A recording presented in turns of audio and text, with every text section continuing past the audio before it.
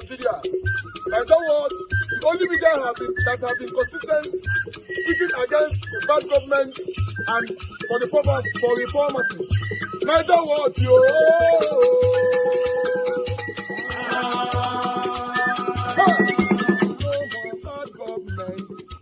No more bad government. Nigeria what? No more bad government. Nigeria what? No more bad government. The only media that have been speaking. No more bad government. The voice of the voiceless. No more bad government.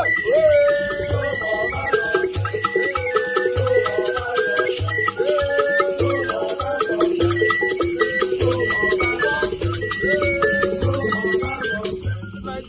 No more bad government. For the poor. No more bad government. Nigeria what? No more bad government. Nigeria what media? No more bad government. No more bad government. No more bad government. In Nigeria. No more bad government. No more bad government. No more bad government. The only media. No more bad government. The number one media in Nigeria. No more bad government. That have been speaking against government. No more bad government. Nigeria what? No more bad government.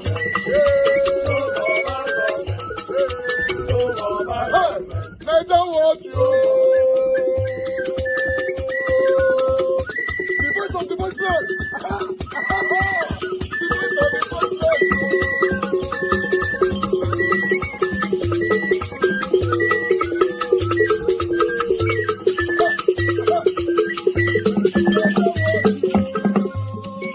Voice for the voiceless.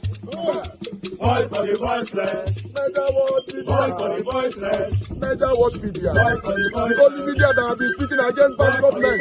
Being consistency since 1944. Voice for the voiceless. Voice for the voiceless. Umuwame. Voice for the voiceless. Umuwame. Voice for the voiceless. Voice for the voiceless. Voice for the voiceless. Voice for the voiceless. Voice for the voiceless. Voice for the voiceless. Nigeria watch you. We have been seeing all you guys have been doing, and we recommending to everyone in Nigeria, saying that you guys are the number one. Nigeria watch you.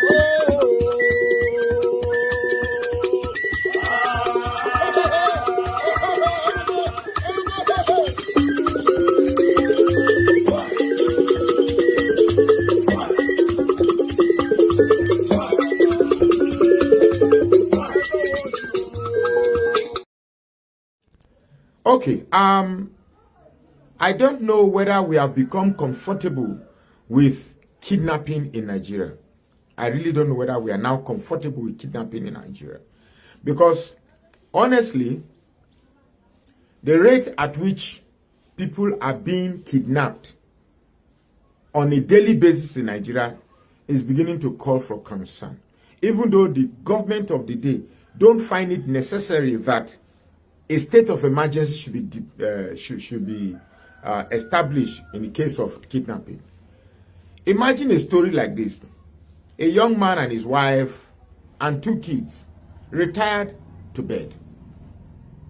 And they had their night devotion and everybody retired to bed. Only for someone to tap him to wake up. Opening his eyes, he now saw somebody that is not a member of his family. In fact, a man, for instance, asked him to wake up. He was taken to the parlor where he met his wife and 2 kids. 1 daughter, 1 boy. The boy is 6. The girl is 11. And they are kidnappers. 4 of them in his house. How did they get into his house? That's another question entirely. And they were saying, bring money. But he doesn't have. They flogged him and beat him. He doesn't have money. And they said, okay, you find money for us. You have money. And they were about to take the daughter. And he cried, no, don't take my daughter. Take my son, 6-year-old. And of course, the kidnappers took the 6-year-old and went away with the boy. And they tried and gathered some money. And they released the boy eventually. 6-year-old. Now, because it didn't happen to you, it looks ordinary. It's just another unfortunate victim. It didn't happen to me, so no problem. Life goes on. But imagine the life of a 6-year-old, the trauma, the damage such an event will do to the psyche of that boy. That boy will grow up tomorrow and perhaps will be spiteful of the people, might even decide to hate every people. Now, mind you, the people that came to the house were from a very particular race. I don't want to mention because I should be security conscious myself, but from a particular race. If that boy grows up and starts hating one particular people, tell me how you are going to re-educate that person to love the people from that particular race, having been subjected to such trauma. It's amazing that the people we so much fight for to become our leaders don't experience these tragedies that we, the poor masses, experience every day. Today, particularly in the northern part of Nigeria, kidnapping is more or less like a business, like a way of living. And I strongly think that the people behind it are not the actual kidnappers. Because those kidnapping will not be asking for 600 million, where they themselves, I don't think in their whole lifespan have seen ₦1 million, but they're asking for 600 million. Certainly, those playing the drums are those in your house of assembly. They are the big boys who know actually the value of 600 million. And what is even so baffling is that these kidnappers now have TikTok handles, now have WhatsApp handles, now have Instagram handles. They are no longer covering their faces. They are now displaying their loot and their weapons on TikTok, on social media handles, telling you, hey, this is me. This is my loot from one of my kidnapping expenditures I explored. And this is my loot. I'm happy. Hey, take pictures of me. And we call this a country. And we don't think that it's time we declare the state of emergency on kidnapping in Nigeria. For those of you who are supporting this administration, and for those of thinking those of us talking against this administration because we hate it, or because Peter B is not present, or because our person is not the president, and therefore we are finding ways to discredit the present administration.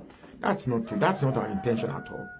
What has failed has failed. And I don't think the next 3 years or less is going to provide any solution to the country, because you can't give a criminal a place of honesty to rule, because a criminal is always a criminal.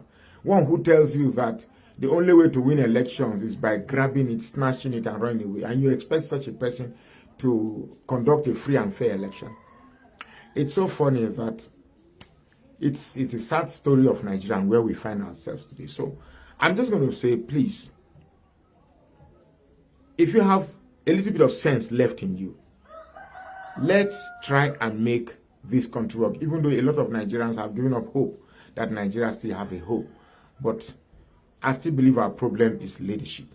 If we get the right leadership, everything, the animosity, the differences in religions and tribe will be solved. I still believe there's a way. Let's just come together, because at the end of the day, it is we, the people, that will determine whether Nigeria moves forward or backward.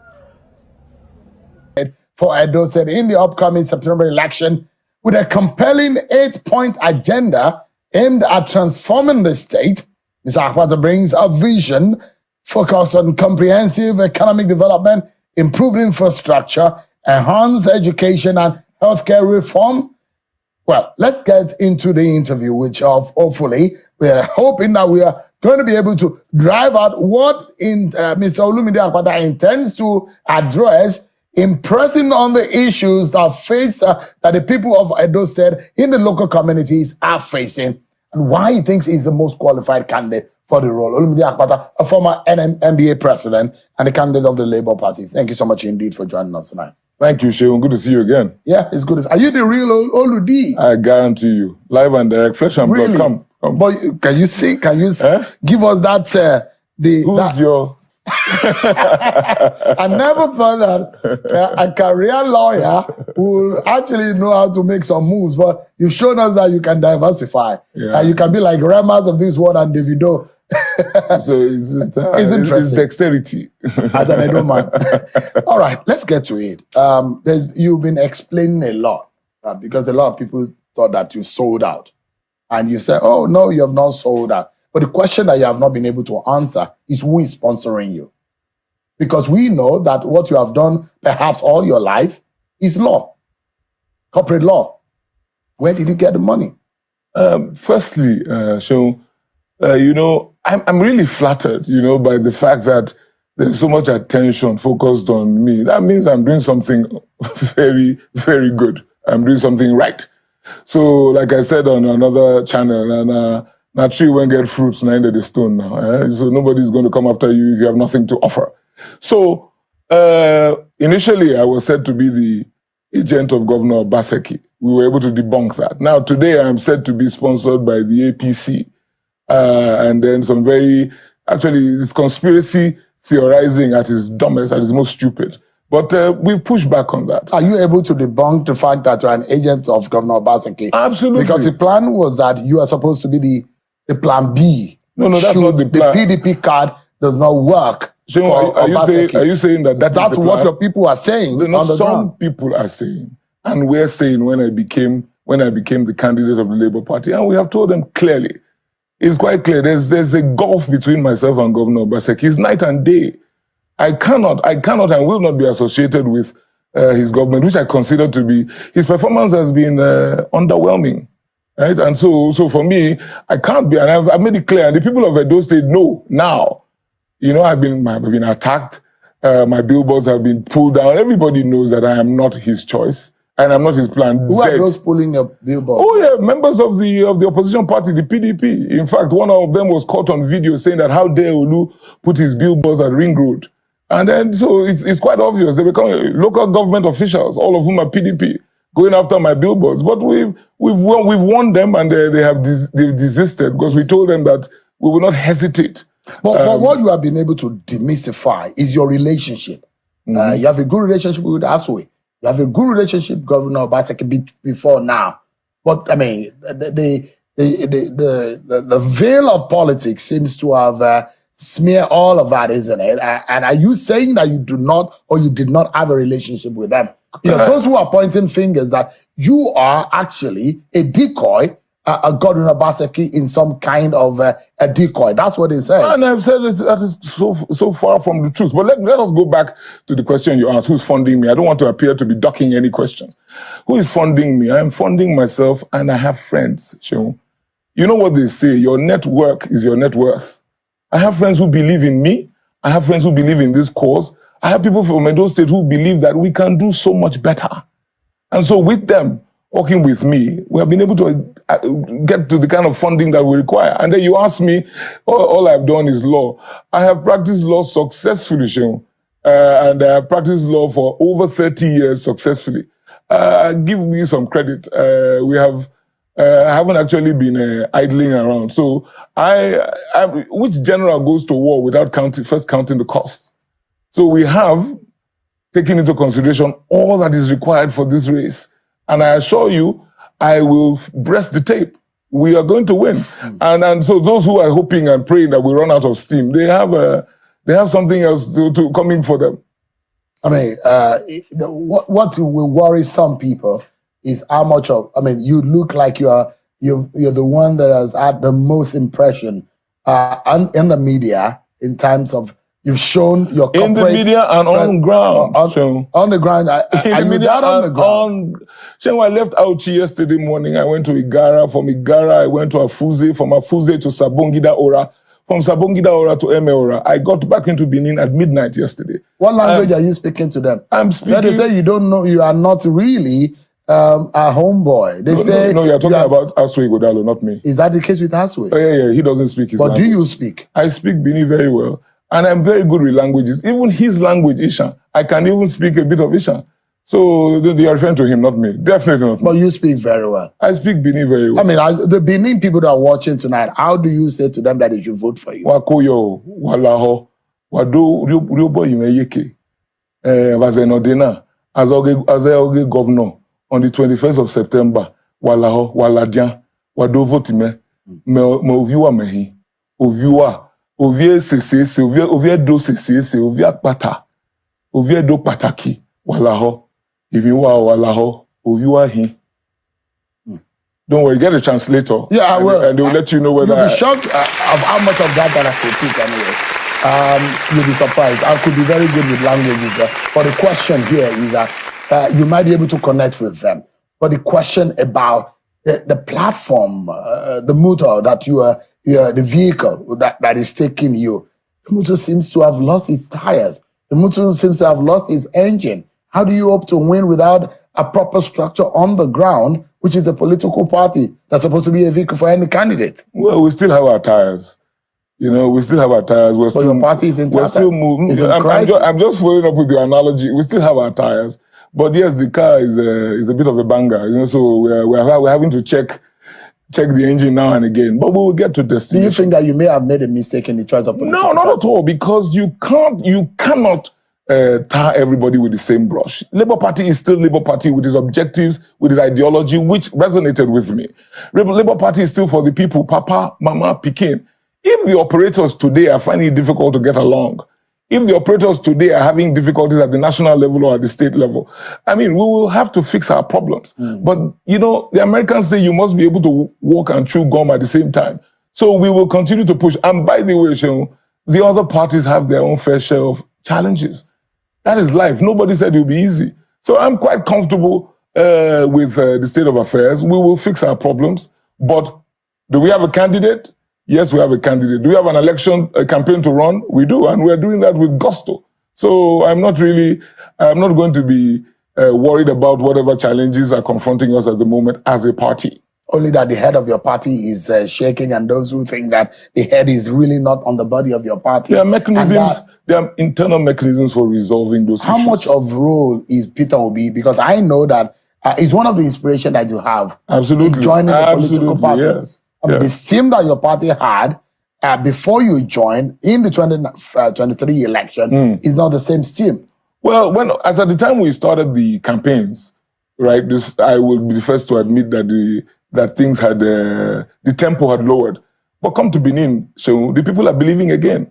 The Peter Obi fervor is on the crescendo again, and they are believing in our party, and they are ready to come out.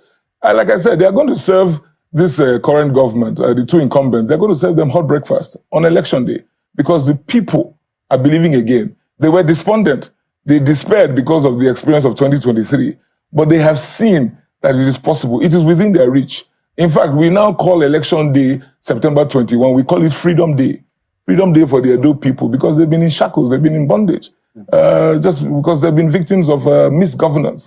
Godwin Obaseki is your kinsman. Yes, yes. You speak the same language. Yeah, absolutely. You are really from the same senatorial district. Yes, we are. Why should the people of Edo State, from a Godwin Obaseki, who is a Benin man, to another Benin man? Well, because the people recognize that you play politics on party lines. And so the Labour Party will throw our primaries open to all, and the best man won. And it so happened that the best man is from Edo South, which is myself. And the people understand that we of the Labour Party, we are for the people, and that we will set the clock now and start our own rotation. Rotation in PDP cannot be the rotation in Labour Party. But as a lawyer, you know the place of equity. Oh, yeah. You know, when things are so hard and harsh, equity falls in place to be able to lower the pain. First and foremost, he who comes to equity must come with clean hands. Yeah, but absolutely. Right? So after 8 years, how much of a clean hand can a Benin man have to say they want to govern Edo people again when you have two other senatorial districts? It is all about the parties. Labour Party has picked me. And so at the end of the day, all of this is just mere conjecture. On the 21st of September, the people of Edo State will let you know whether they are happy with a Benin man continuing in government. They will let you know. All of this is conjecture. So when you talk about equity, you talk about fairness, whatever, leave it to the people. Democracy is about the people. They decide. We're actually talking about the people because they will make the choice. Absolutely. But their plight and their predispositions about these issues are very constant. It's similar. They are not isolated with the rest of the world or in Nigeria. This is not what I'm where hearing people on the think streets. that the composition of a state is not only in one place, it's in several local government areas that compose the state. How can you be able to defend and tell the people of Edo State that my brother, Godwin Obaseki, will serve you for 8 years, yes, and I want to represent the same senatorial district? What should the other senatorial district say? Well, you see, if you were from there, what would you say? What I'm saying to you is that this is the word on the street. I'm coming from the street. The issues that are top of mind for the Edo people is the fact that they have no roads, is the fact that they have no schools of note, is the fact that they have no infrastructure. That is the issue top of mind. They know that development knows no tribe. That is what the people are telling me. So the issue of whether if I'm from the other zone, I am not from the other zone. I'm from Edo State, simpliciter. And the people are saying they're ready to take a chance with Labour Party, irrespective of where the Labour Party candidate comes from, because they know that we have a track record of performance. And so based on that, they are ready because they have seen the other parties. It's just abysmal performance or lack of performance. A state that earns 16 billion naira every month, a state that is owing close to 600 billion, nothing of note. The people are in abject poverty. They are less concerned with where the candidate comes from, because so far they have seen that really means nothing. Edo Central that you speak of has produced 3 federal ministers of works. So the people know that it's not really about, because go and say you can't even go around Uromi. The roads are in a horrible state. So the people are not fooled by all of this. You would say Olumide Akpata is better than any of the candidates that is on display. Oh yeah, I'm the best man for the job. Really? Oh yeah. What makes you the best man for the job? I'm the best man for the job. First and foremost, I have no strings attached to me. I have no godfather. God is my father. I have no monkey on my back. So take the PDP candidate, for example, who wants to distance himself from the existing government, says so. But he's been chief economic advisor of the Edo State government for the last 7+ years, superintending over abject failure. Do you know that PEBEC says that Edo State is the worst place to do business today? That is the PEBEC ranking. Do you know that the National Bureau of Statistics tells us that Edo State has not attracted zero foreign investment in the last 4 or 5 years? So I'm telling you, and meanwhile, this individual who has been chief economic advisor is now presenting himself to say he go do am. Are you describing Governor Obaseki, who, if you look at some of the concept of Alagodaro, you look at the concept of digital education and the concept of labor and empowering the workers in Edo State, how it does look like you are describing him as a failure after 7+ years in the affairs of the state. Shehu, I don't put water for my mouth when I talk. So don't even try. I am saying that Governor Obaseki has been a failure, unmitigated disaster. That's what I'm telling you. There are no positives at all. Look, in failure, there would always be flashes of positives here and there. But we are talking about, on the whole, in the sum, what are we saying? All right, let's take some of the issues up now. Okay. Although the polls are not in your favor, one of the polls have come out from African Polling Institute, which says that you will come a distant third. Which polls are you looking at, Joe? I can supply African Polling. I can give you BTV polls that say I will win the election. I can send that information to you. They put me at 67%. I can show you Edo Pride, an Insta blog that all Edo people, quite a number of Edo people subscribe to. They put me ahead. I can show you the poll from Tunde Ednot, a social media influencer who has a lot of following. I won. It was a poll that was conducted for the entire day. Just yesterday or a couple of days ago, Rufai Oseni, who is of the Arise TV, just conducted his own poll online. I came top 71%. So listen, you know the Edo State government is into spin and yarn, so they can bring out all sorts of stuff. I am not going to be banding around polls. I give you street credibility. All right, let's go to Mission Road and find out. Olumide Akpata, you are coming with 8-point agenda. Economy and job creation is number 1. Roads and related infrastructure, number 2. Electricity and energy access, number 3. Agriculture and food security, number 4. Education, number 5. Healthcare, number 6. Security of lives and property, number 7. Number 8 is other essential infrastructure. In the manner in which you have described the situation of things in Edo State, what would you say is your topmost priority? What you will be doing or focusing more in the very first 1 week that you get into office? Electricity. Number 1 is electricity, right? Number 2, right, is agriculture. Because you know agriculture is a long lead item. So it's better to start early if you want to see the results on time. So what would you be doing? I'm asking your very first step in the first week. So that's why you asked me. Let me list firstly the priority areas. Electricity, agriculture, security, and then I pair education and health together because it's human capital development. So, for example, electricity, luckily the constitution has been amended, electricity has been moved to the concurrent list. So immediately, we are going to call for public-private sector partners who are going to come with us to set up power plants around the state. Again, electricity is a long lead item, so we have to start immediately. So we would have short-term. Short-term solutions will be, we're still part of the federal power structure. So we begin to fix all of those transformers and all of that and make it difficult for the people to get electricity. But our long-term, medium to long-term goal is to set up our Edo Power and to make sure that we have, Orion local government sits on the largest inland gas deposit in Nigeria. Meanwhile, Abudu and Uronigbe, towns in that local government have not had power for 10 years. So I tell you, and this is based on what I was told when I went there. I've gone around the state 5 times. First as an aspirant and now as a candidate. So we will fix electricity. We earn 16 billion naira a month.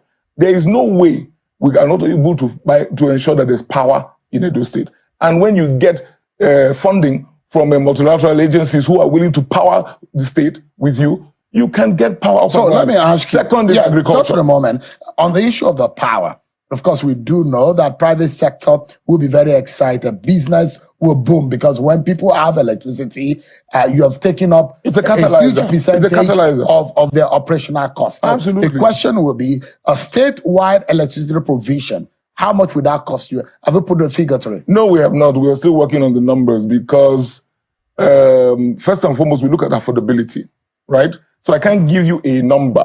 So my experts tell me that with my income profile, a 1 megawatt can cost up to $1 million, right? 1 megawatt. Mm-hmm. I've been practicing as a lawyer in the electricity space for over 20 years. So we know. And also, even the availability of the turbines is an issue. So GE and the other equipment suppliers, you have to be able to know how to get the equipment. So we are still crunching the numbers. So, but you will not get that power as you described. You can't get the power in the first 6 months. That is why I said to you short term. Mm-hmm. I said to you short term, we are still part of the federal structure. We are still part of the rural electrification structure. So you're not going to throw that away. So there's still how many months will it take you to light up Edo State? So if you want to have power, right, in the entire state based on a mix of Edo State and the federal structure, in 12 months we'll have power. In 1 year. In 1 year you have power. I tell you, yes. Edo State. Based on how many megawatt will it take you to power the whole of Edo State? Based on, firstly, let me be clear. Number one, there is the current grid, national grid. There's rural electrification, and then we have the Edo Power, which will kick off. So how many megawatts do you need in Edo State? Anything from what? I would say that, firstly, we're not doing one big plant. So it's going to be captive power generation across the state. And so if I can put an average of 3 to 4 megawatts in each local government, 5 maybe, I should be fine. That's a lot of power. And that's a lot of money. Oh, yeah, and you need to be thinking about how this money. So when you give rural electricity, you may not be able to get your money just immediately because of. I just mentioned to you that the federal government has the rural electrification. But does it work? Oh, it does. Does it give power to everyone? In Ovia local government, the REA has just come to give power to some of our camps, that the Yoruba camps actually in Ovia. So it works. It's just about your dexterity, your negotiation skills with the federal government to ensure that you are able to bring them to come Mr. into the state. Unfortunately, I won't be able to take you around all of the 8 agenda. But what is crucial for me tonight is the average Edo person watching me tonight and who thinks that your state sits on enormous potentials and a lot of money. In terms of gas potentials, in terms of petroleum and natural resources, and it has huge agriculture deposit or potentials also. But then, how much of these can turn around the lives of the Edo people and take poverty away and put food on their tables? In terms of poverty eradication or fighting poverty and putting food on the table of the average Edo person, what is your strategy? So firstly, those people you're referring to, I was one of them.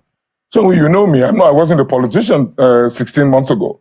It is that dissatisfaction with the state of affairs, considering the potential that we have in Edo State, and the fact that it has been so grossly mismanaged, particularly when you consider that the individual at the helm of affairs in Edo State came from the private sector like I do or did.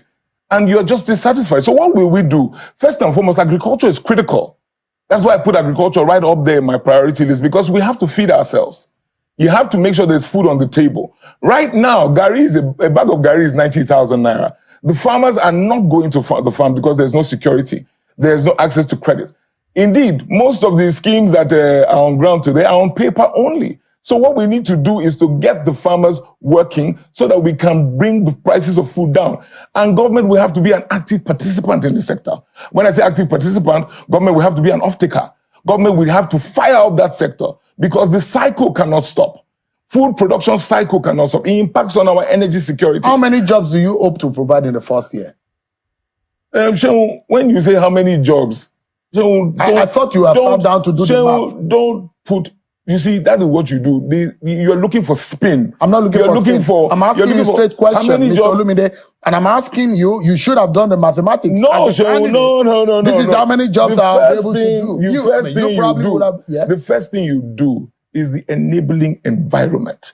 You see, we are at the point where we need to create the enabling environment. Don't ask me for spin. No, we will not allow. I'm not asking. Don't ask me for spin. Politicians will not come on this platform and just give us generic answer. Yes. We need the people to be able to get the benefit of direct and specific answers. If you say, I will provide 10 jobs, let people know where the 10 jobs are going to go, where they are coming from, and let them have the benefit of assurance or hope of what they are voting for.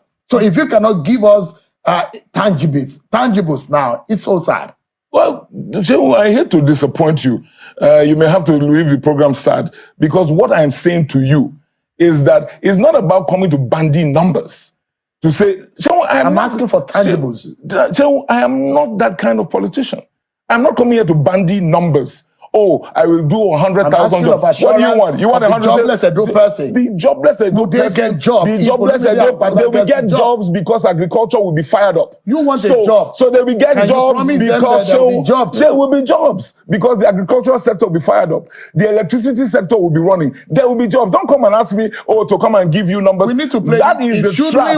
That is the trap that you set for politicians. No, we need to set trap for every politician so that when they get the job, we'll play this back and tell them these are the promises you make. What we will have are the sectors up and running. Today they are not.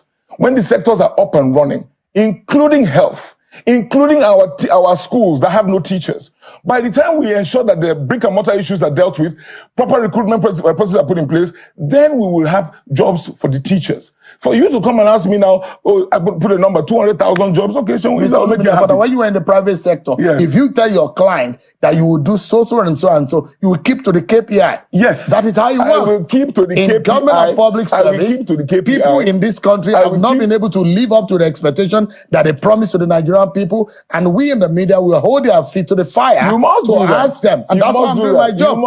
But I'm telling you that what is important, firstly, is to create the environment where jobs will even happen.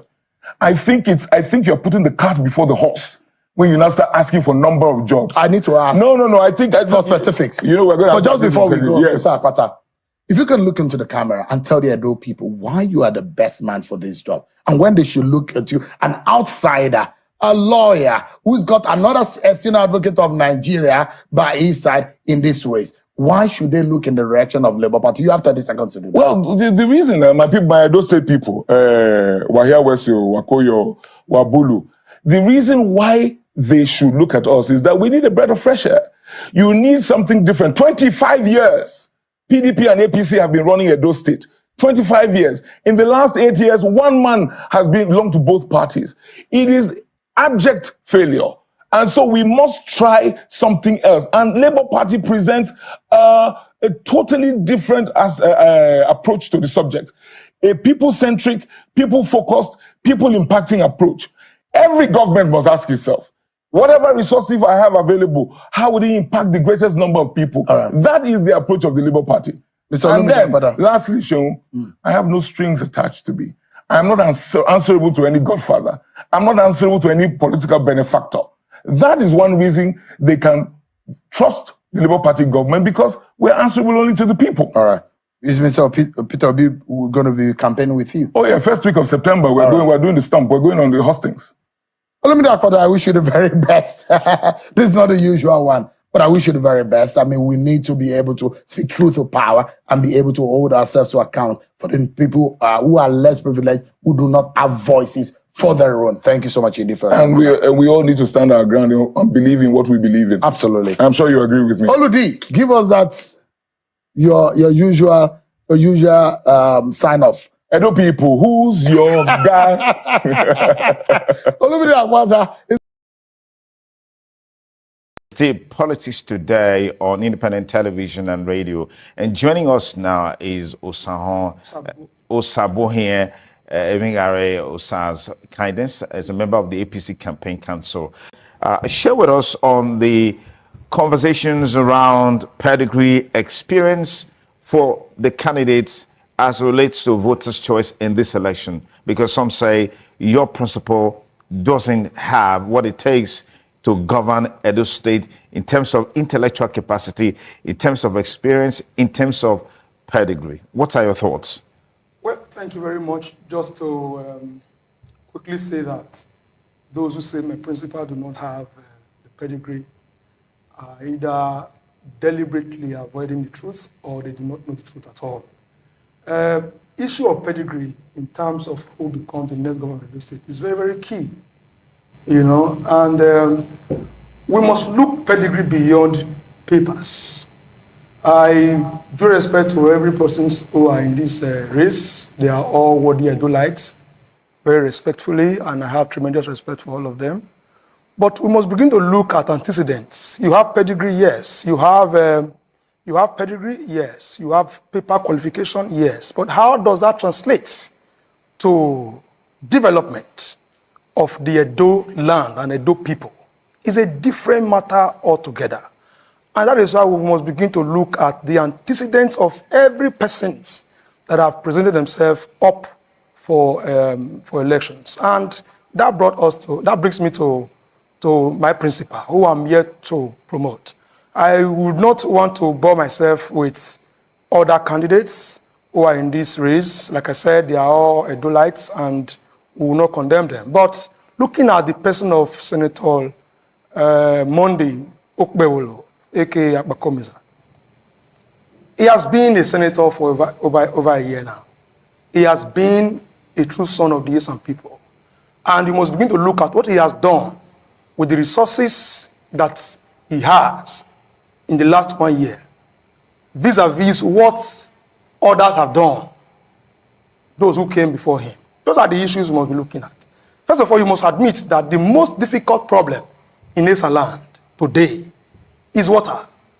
Because I have rich friends who are from Esan land, they are not able to even seek boreholes in their heavy houses. You can ask Aso himself if he has borehole in his house.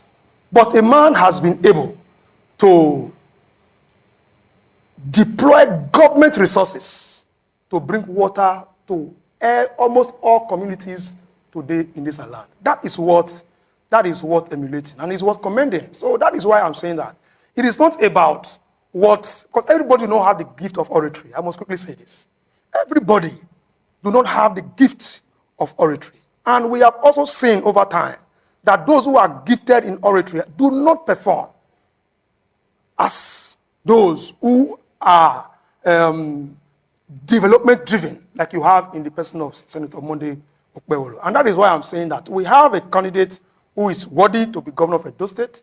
We have a candidate who have all the prerequisites, a qualification to be governor of Edo State. And that is why I'm going to ask Edo people to support the person of Senator Monday Okbewolo, because he has proven himself to be able to deliver. Has he been able to articulate all of these and present them to Edo people in terms of expression, in terms of engagement, in terms of interactions? What is his blueprint in this direction? Has he been able to convey that the way you are saying it now to Edo people? Thank you. You see, in this election, Monday Okbewolo is reaching out to those who are important in this election.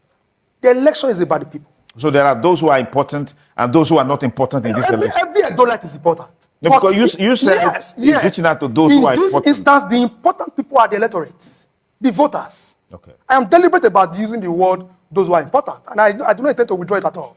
Those who are important in this election are the electorate, and he's articulating these views to them. He's reaching them in the grassroots, going to their houses, going to their villages, going to the huts and hamlets, telling them what he will do for them. You see, what we have in the media is different from what we have on ground. It is not sufficient to come to the media like we are now and be speaking beautiful English, but that will not translate to development. I've always said this: the water in Uselu does not understand English language. When you go there and speak all the English language, you will not live. It is a purposeful governance. It is government. It's somebody who understands what to do that will be able to remove that water from there. Our schools, I have 3 villages, for instance. My maternal village, my paternal village, and other. They talk about schools in Edo State. If they have performed like this, want us to believe in the media, how come no one of these 3 villages that I personally come from, none of the schools is functioning? So you see, it is not enough to go to one place, snap pictures, bring them in the media, and you say you have done everything. Nothing is on ground in Edo State today. Let me pause you there. Chris, let me get your reactions on these issues that are on the front burner in terms of pedigree, capacity, governance, agenda, and what have you in this election as it relates to your principle? Well, to be very honest with you, I've been very sad here because we just have 20 days before the election, and facts have made themselves obvious to the whole world. There's hardly anything I'm going to say now that is not an obvious fact to the whole world. So if you have somebody in the UK who doesn't understand that by the political philosophy of the very candidate he's supporting, he's not an Edo person, but he's going by the name Eramosele, he's in the UK, that by the philosophy of the APC, Eramosele is not an Edo person. Because if you didn't grow up here, lived here, baptized here by a catechist from your village, attend all this time, you dare travel out of Edo State, you are no longer an Edo person. And I am surprised that even he himself used the word, or a similar word, to say, Aswe Wodalo, and he's speaking from the UK. The danger of staying and reading only APC social media. Now, first of all, he speaks about connecting with the people. Society is built up into different segments, different interest groups. You have people like MBA, NMA, market women, students, university students, and so on and so forth. Can we get 2 or 3 groups that your candidate, Akpata, has visited? Yes. Modern society, no, let me finish. Modern society is run by the media. You are sitting here in the media speaking to Edo people. Can we have 3 media, including ITV, that Akpata has visited? So where does he find these people? You are not visiting interest groups that society is divided into. You are not visiting media. Where are they living inside water? Anyway, you said they are in hamlets and villages. Now, Akpata has refused to speak to Edo people, and you say he's connecting. How do you connect with people that cannot even see you, that you cannot even speak to? Go and do your inventory. Since Aswe Igodalo started this race till now, he has been on his feet. And I can count for you over 100 groups inside the Edo State. Now go to your campaign rallies. By the time you are able to get 1,500 people on ground, you have won a jackpot. But we bring people there in tens of thousands. When they said that they had cancelled or nullified his candidacy, 50,000 people were on the streets in Ring Road, standing to defend their candidates until the courts made nonsense of that foolishness. Go to Ubiaga 3 days ago, and you will be shocked, you'll be intimidated at the crowd of people. The other day, my friend was driving when we were going from one rally to another with very long buses, moving crowd from one rally to the next rally. You are saying connecting with the people. A man has come up with manifesto which is discussing with the people. Your manifesto is audio. We have not seen it anywhere. We hear it only in your mouth. You can't give me the 5-point agenda. I was one of your chieftain on television program. I told him, give me the 5-point agenda. He gave me. I said, if I have another APC chieftain, I will give me another 5. Because the manifesto is in the mouth of individuals. We have a written document which other people can hold us on. That's why Odalo has just given us the 3 starters that he's going to kick off with. He's going to kick off with security, he's going to kick off with intervention fund to the vulnerable and the poor, and he's going to put to practice his zonal economic development agency. These 3 pronged starters. He's discussing it with the people. market women, students, professionals, and so on and so forth. You say you are talking of pedigree, and you are telling us here of digging boreholes. And you are telling me that for 1 year that you sent a man to represent you who has abandoned the representation and is here in Edo moving up and down, that the constituency funds he got to represent Edo Central to come and dig one borehole. Let me finish. I won't let you finish. No. I won't let you finish. Okay, now Sabu, just hold on. He has the floor. He has the floor. Hold on. Okay. We'll get it to him. Because it's important. No, he has the floor. I started by creating the background because everything you say here is in the public space. People were sent there to go and confirm the borehole. 2 families came out, probably his families, and tried as they could. The water could not flow from the borehole in Ekpa. And Ekpa people came up in the public space and said, which borehole did you say you put here? That water has never run. So you are citing borehole that does not produce water as what a senator did for 1 year with constituency project. I'm not asking to give account to you. Now, these are the kind of things that annoy me. And that's why I say I've been very sad. And you are doing this. The man in the UK, it was in the UK, Akpata could not tell the difference between a zoo and a museum. In the UK, addressing foreign journalists. And that man is there and he's defending such man. Go to your INEC form. We are talking of his pedigree. The INEC form Akpata submitted, work experience is nil. What work experience by himself, he wrote it himself. And you are giving him, there's no false witness. You are giving him a pedigree that he himself said he doesn't have. Nil. Because he cannot say anywhere that he has worked.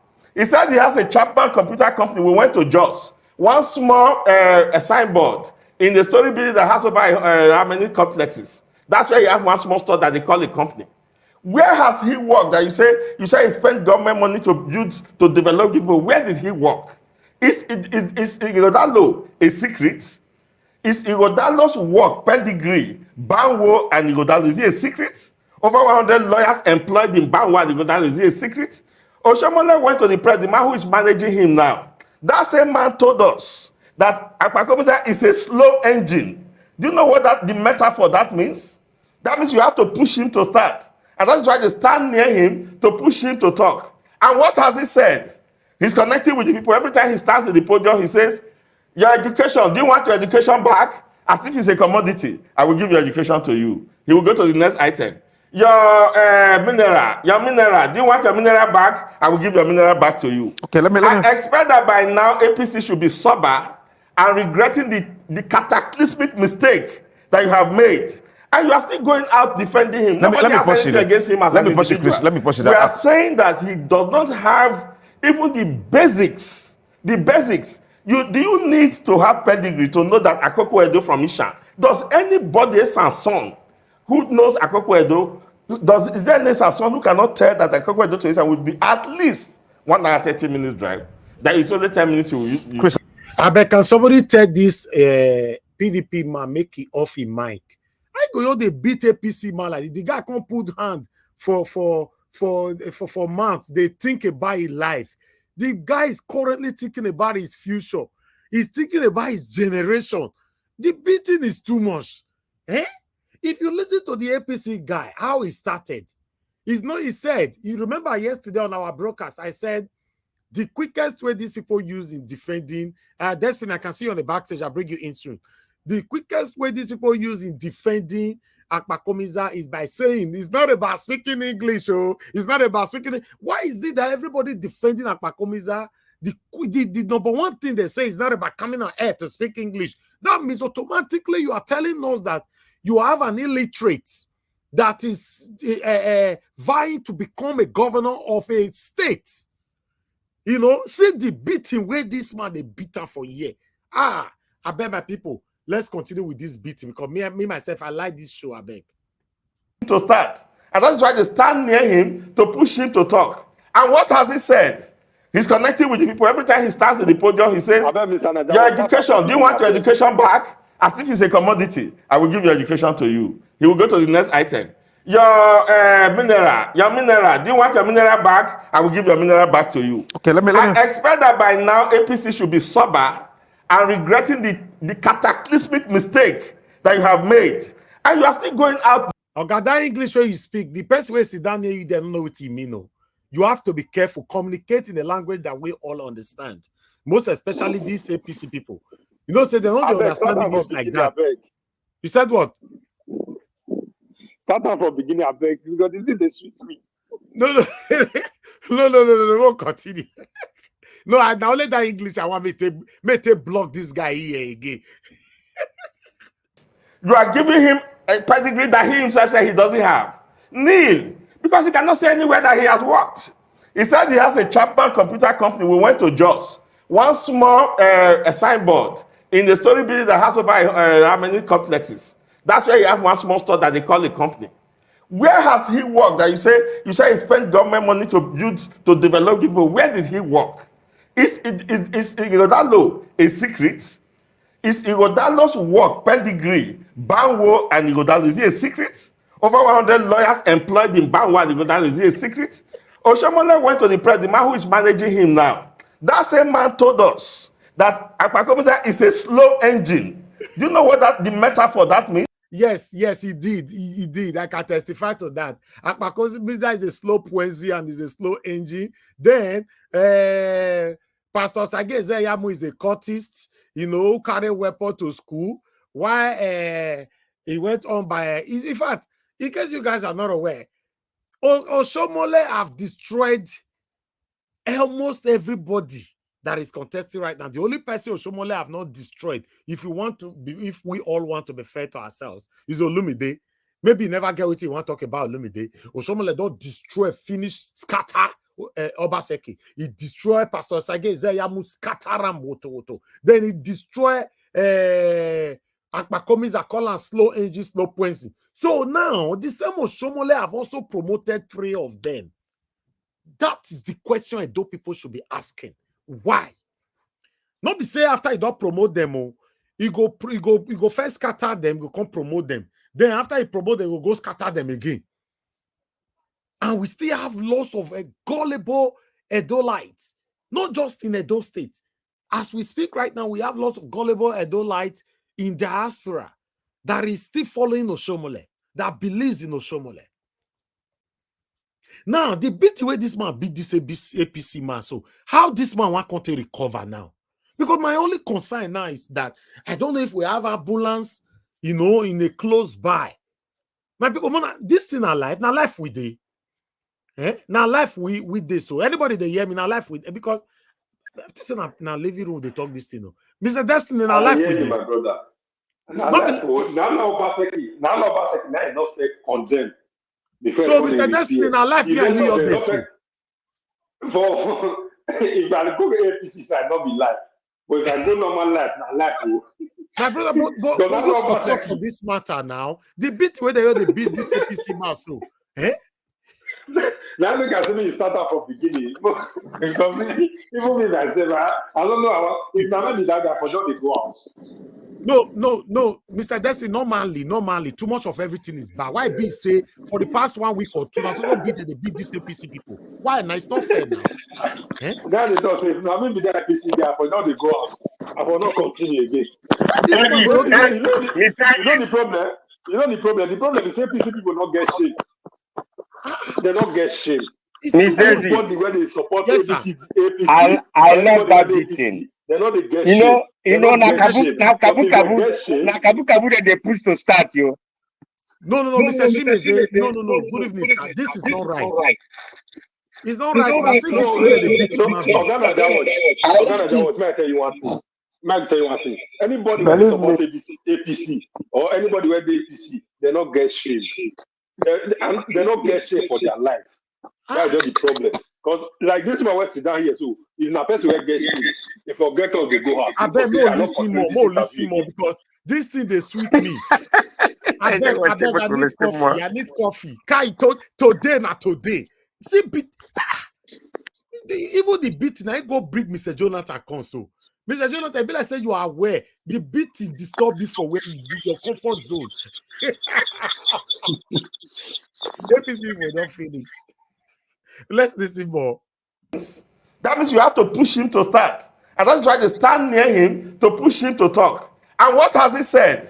The man in the UK, it was in the UK, Akpakomiza could not tell the difference between a zoo and a museum. In the UK, addressing foreign journalists.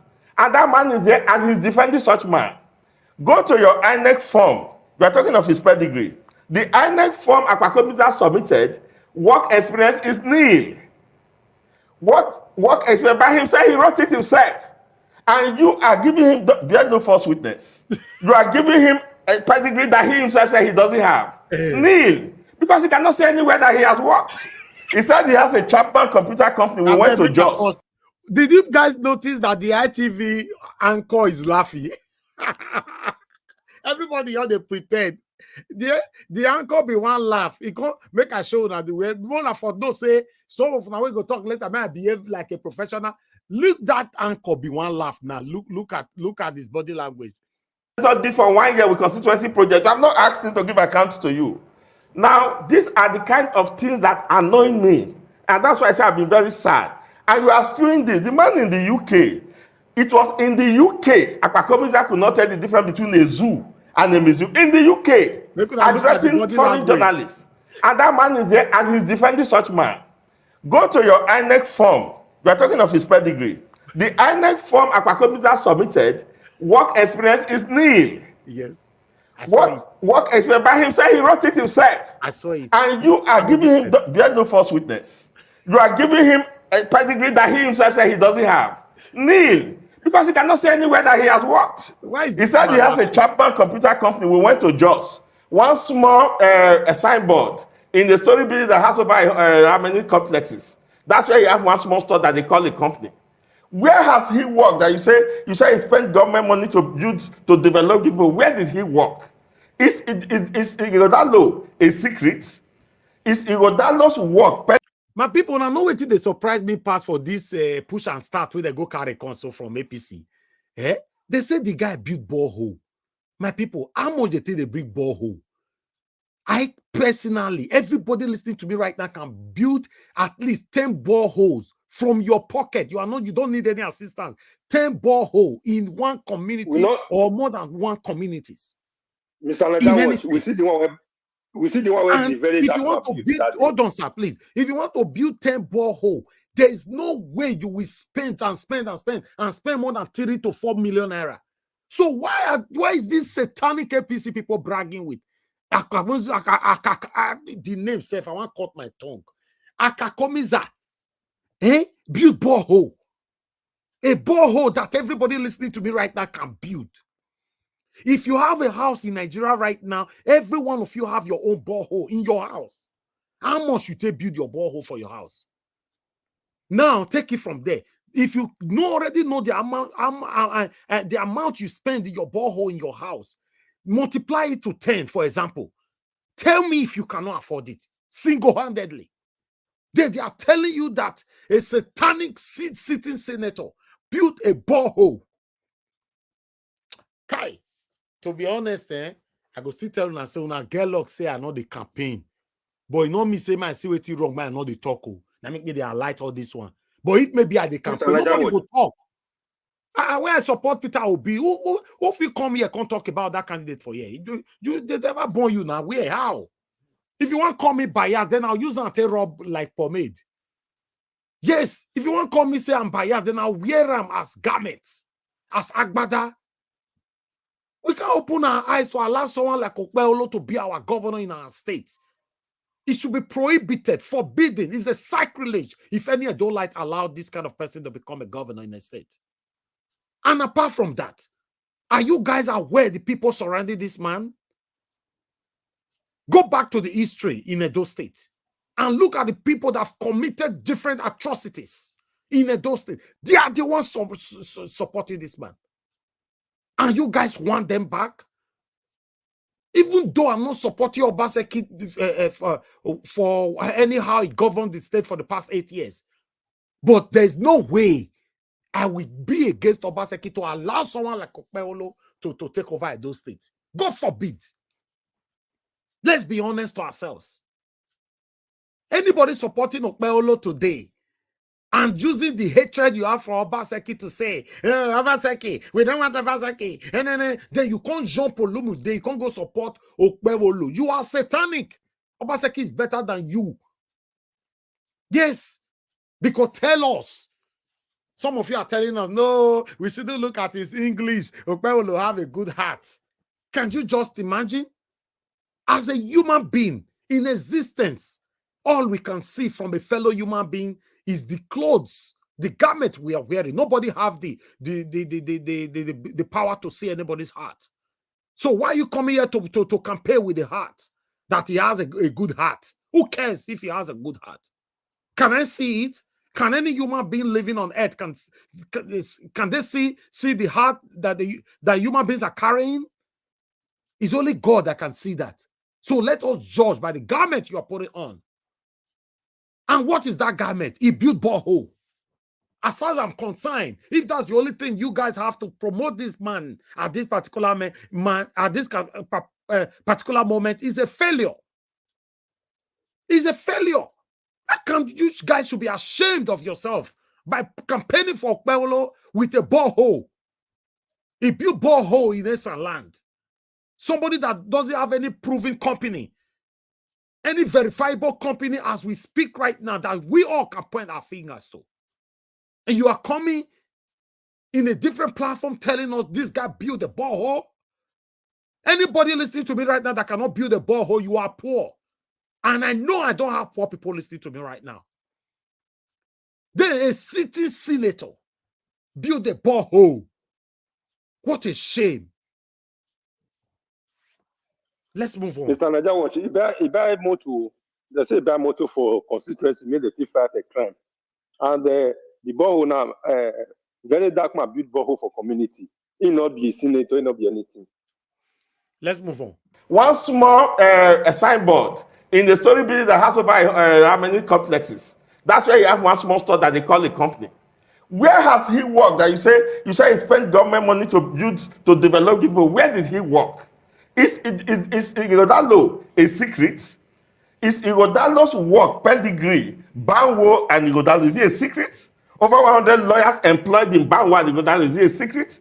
Oshomole went to the press, the man who is managing him now. That same man told us that Akpata is a slow engine. Do you know what the metaphor that means? That means you have to push him to start. And that's why they stand near him to push him to talk. And what has he said? He's connecting with the people. Every time he stands in the podium, he says, your education, do you want your education back? As if it's a commodity. I will give your education to you. He will go to the next item. Your mineral, do you want your mineral back? I will give your mineral back to you. Okay, let me. I expect that by now APC should be sober and regretting the cataclysmic mistake that you have made.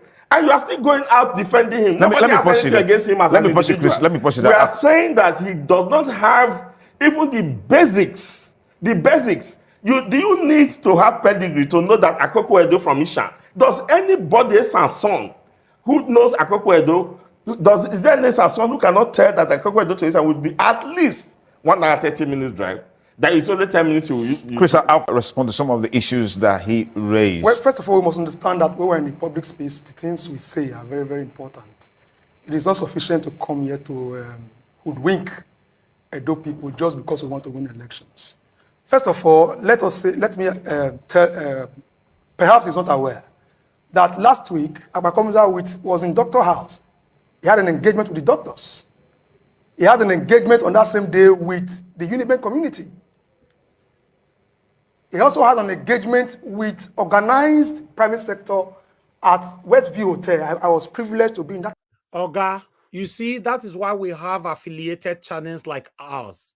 When mainstream media showcase you guys, some of you satanic individuals, then we have another channels where we can come in to digest, to go into your speech and break it down to the fellow Edolite or Nigerians. Akpakomita have been to different places, and these places that Akakomisa have been, he left with a shame with all his speeches till tomorrow. And one of you said the other day, oh, he been at the Senate, now they talk for him. If they will talk that thing again. In fact, I'm waiting for the day you guys will come to this platform to say that rubbish. I have his video pending here. I will play it here. The day this guy was talking at the Senate, I was so ashamed. Somebody sent it to me day before yesterday evening when I finished my broadcast. But I will play it yet. I want people to come and defend him that, oh, he was speaking where at the city. Where? How? When? Meeting.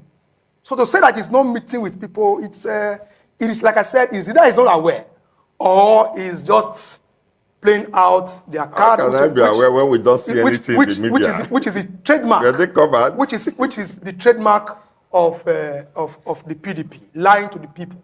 We have seen them perpetually lying to the people. Oh, guy, he asked you question just now. He asked you question. Oh God, I don't know why all this uncle, your ladies people, they talk like this. He asked you question, say where Akpakomi's company day, and then borehole. Why are you people promoting him with borehole? Though people are wiser, they are no longer looking at rhetorics or fine words. They are looking at substance, and that is what we have to present: substance. Akpakomiza is not just a ball seeker, like he said. Go to Eastern land. There are primary schools and secondary schools scattered everywhere. Their computer is equipping the schools there with modern computers, which is expected for our age, because you cannot continue to live in analog time. So Akpakomiza understand this thing. He's talking about what has he done. He is a successful businessman. Yeah. I deliberately do not want to. How? I deliberately do not want to throw tantrums at the person of Aswe Udalo. He's a successful businessman. How? Where is his company? Speak now. Say your candidate now. Fine man. I like him as a person. You know, he's a good speaker. He's a man who has done well in the law firm. Yes, but that is not what Edo people want now.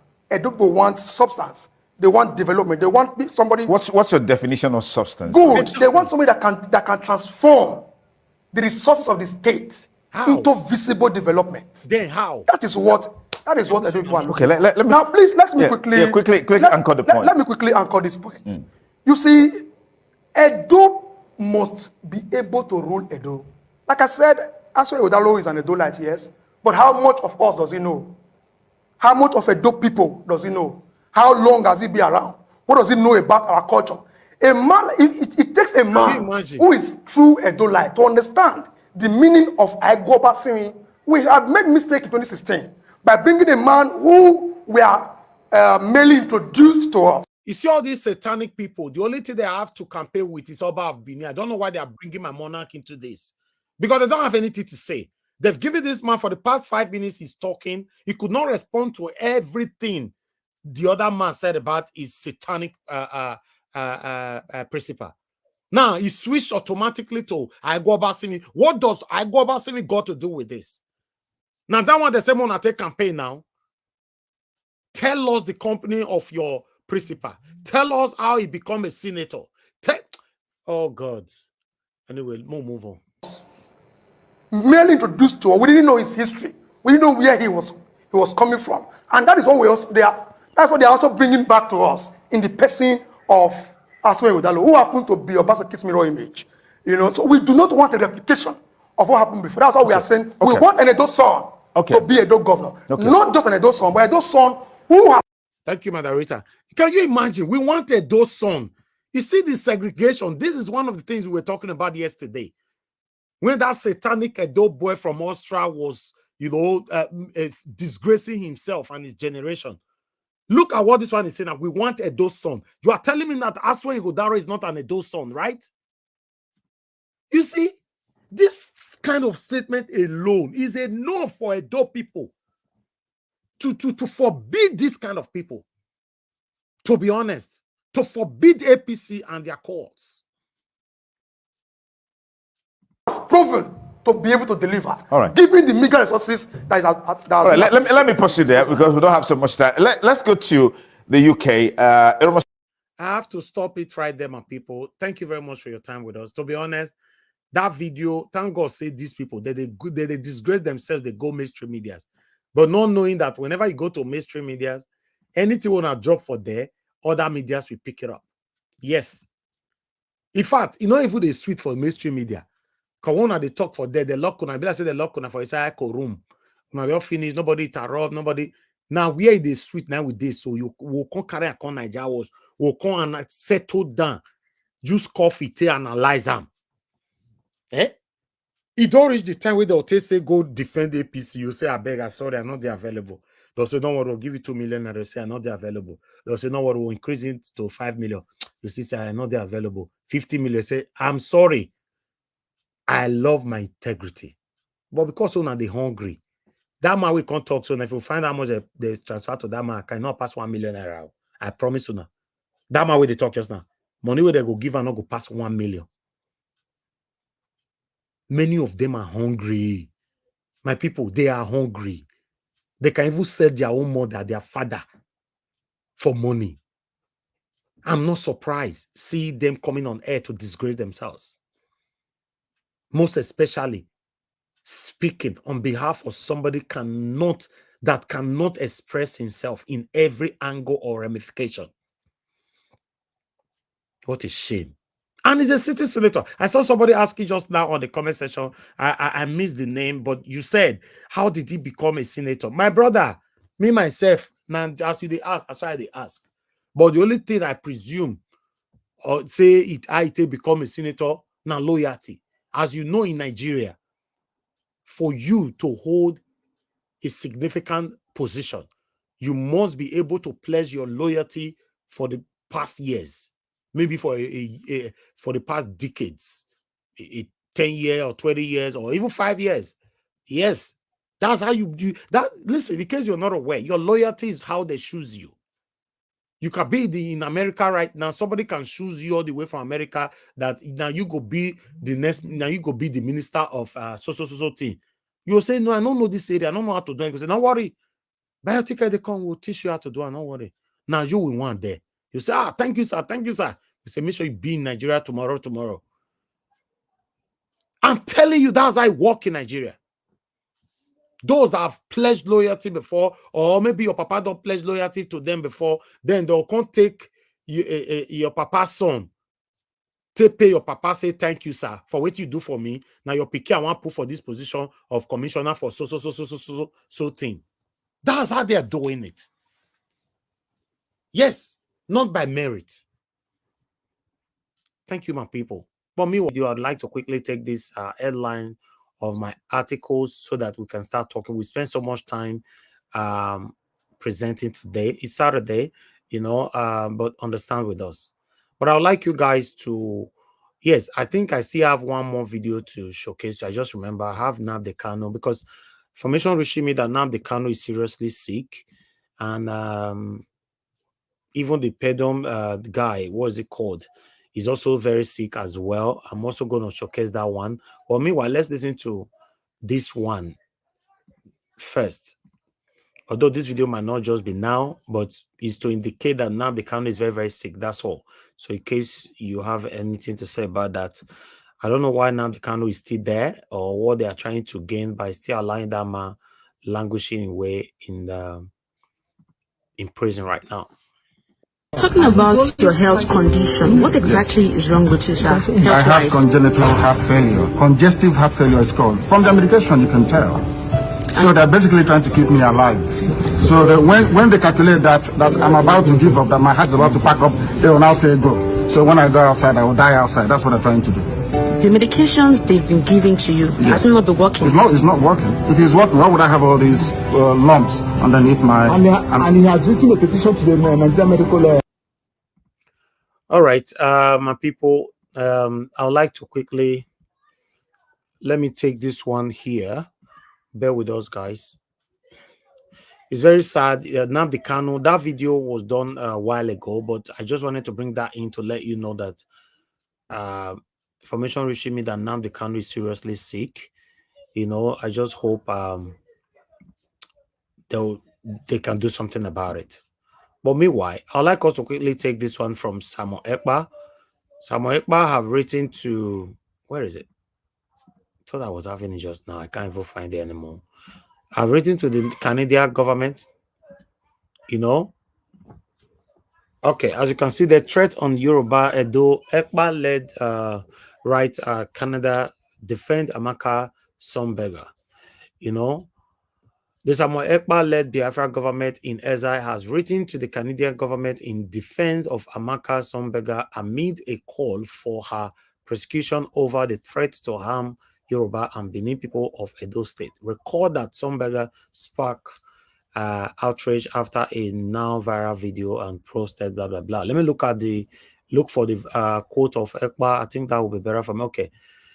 According to Ekpa, we provide below a counter argument with evidence of how Nigerian government that NIDC is representing has video violence on killing of indigenous people in Nigeria, which resulted in many people fleeing out of Nigeria to preserve their lives. Information reaching the Biafra government reveals that Mrs. Amaka Patience Sunnberger was traumatized by the attempted kidnap of a child in Canada by two individuals. This one I just lie. This one I just lie. They don't change the story. Now they, oh my God. We could have talked. You will all say video day where Edo person do, Yoruba person do, where rather trigger Amaka. How this one would they lie? The lie don't enter inside this thing now. Now make us not go anywhere. Lie don't enter inside. Eh? Anyway, it's a letter to defend your. I don't know. I don't want to say much about this, but I'll leave it for you guys to say something about it later on. Let's say things how it is, man. Yeah, we never hear that one before. They be one kidnap Piki. Even the woman not talk him, nobody talk him. So sorry from nowhere. Eh? Wow. But meanwhile, Eze Idigbo Awajagu remains in detention for 1 year, 5 months over allegation of bringing IPOP to Lagos. Wow. So I don't want to read more about this, but I thought I should bring it here in case some of you don't forget them for inside prison. You can know say it's still there inside there till as we speak. But meanwhile, I'd like to quickly bring this one in. Laugh or finish me. Wow. Overnight when I just change everything. But meanwhile, Sarah reporter reported that Nigerian Secret Police DSS releases journalist Soyinka passport, blames arrest on mistaken identity. After the whole world don't talk for this matter, say you must release him with immediate velocity. Now, mistaken identity. But meanwhile, he's released and his passport is also released. That is the beautiful thing about it. So let's move on. But meanwhile, I have another article for you guys. Let me quickly bring this one here. Bandit kills Abuja resident, abduct wife and kids. Now hear him. Very sad. Even Abuja don't even look like where it's safe again. Eh? Hey God. You don't understand the key with the soap. But meanwhile, I'd like to stop that right there. That is all I have for you guys. But I need to divert a little bit. For those of you who is saying Obaseki try, I want to tell you how Obaseki failed. I cannot say it failed woefully in totality, but I want to let you guys know, because the only way I want you to counter me with what I want to present to you right now is by countering my submission with what Obaseki have done. Not by hatred, not by anger, right? After showcasing this, because I'm going to do comparison. Nobody should tell me not to do comparison. Because if you say I should do compare those states with Abuja or Lagos, then we should compare those states with Igwariahe. Let's go and compare those states to Ugbogui. I think that would be better. Oluku. Because whenever we do comparison of those states, Lagos and all that, people say, oh, that compare. With a state that is, the Obaseki receiving 16 billion naira every 30 days. You guys will be saying, no, not compare. But meanwhile, I did this video by myself to give credit to Sanwo-Olu in Lagos State. And I know say, if somebody do something, I praise them. If you not still do, I'll praise you. I go call you out, I mean. This road I want to show, so now federal government.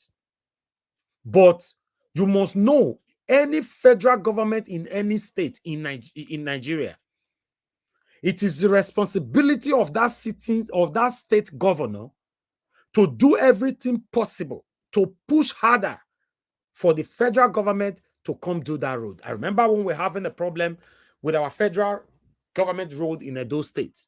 A lot of satanic, gullible Edo light were saying, right, they carry Abaseki. Abaseki not supposed to be on a federal government road. Federal government road will come past our backyard. You say, we will not call the state governor. You say, make we use like Wakago Abuja, go tell Buhari that time. Any state where all the federal government road is working well, give credit first to the governor of that state. On this moment, with the video I'm going to show that I recorded by myself, I want to give credit to Governor Babajide Sanwo-Olu of Lagos State. I would like you guys to listen to this video. Guys, press on the like button, help us to share, let our voices go far. I can see that the like is very, very minimal. Everybody is enjoying what we are doing, the presentation and all that, but sometimes we forget to press on the like button. Guys, make una see this road for Lagos State. Tell me, if Edo State, they forbid one bridge. Exactly. This is absolutely beautiful.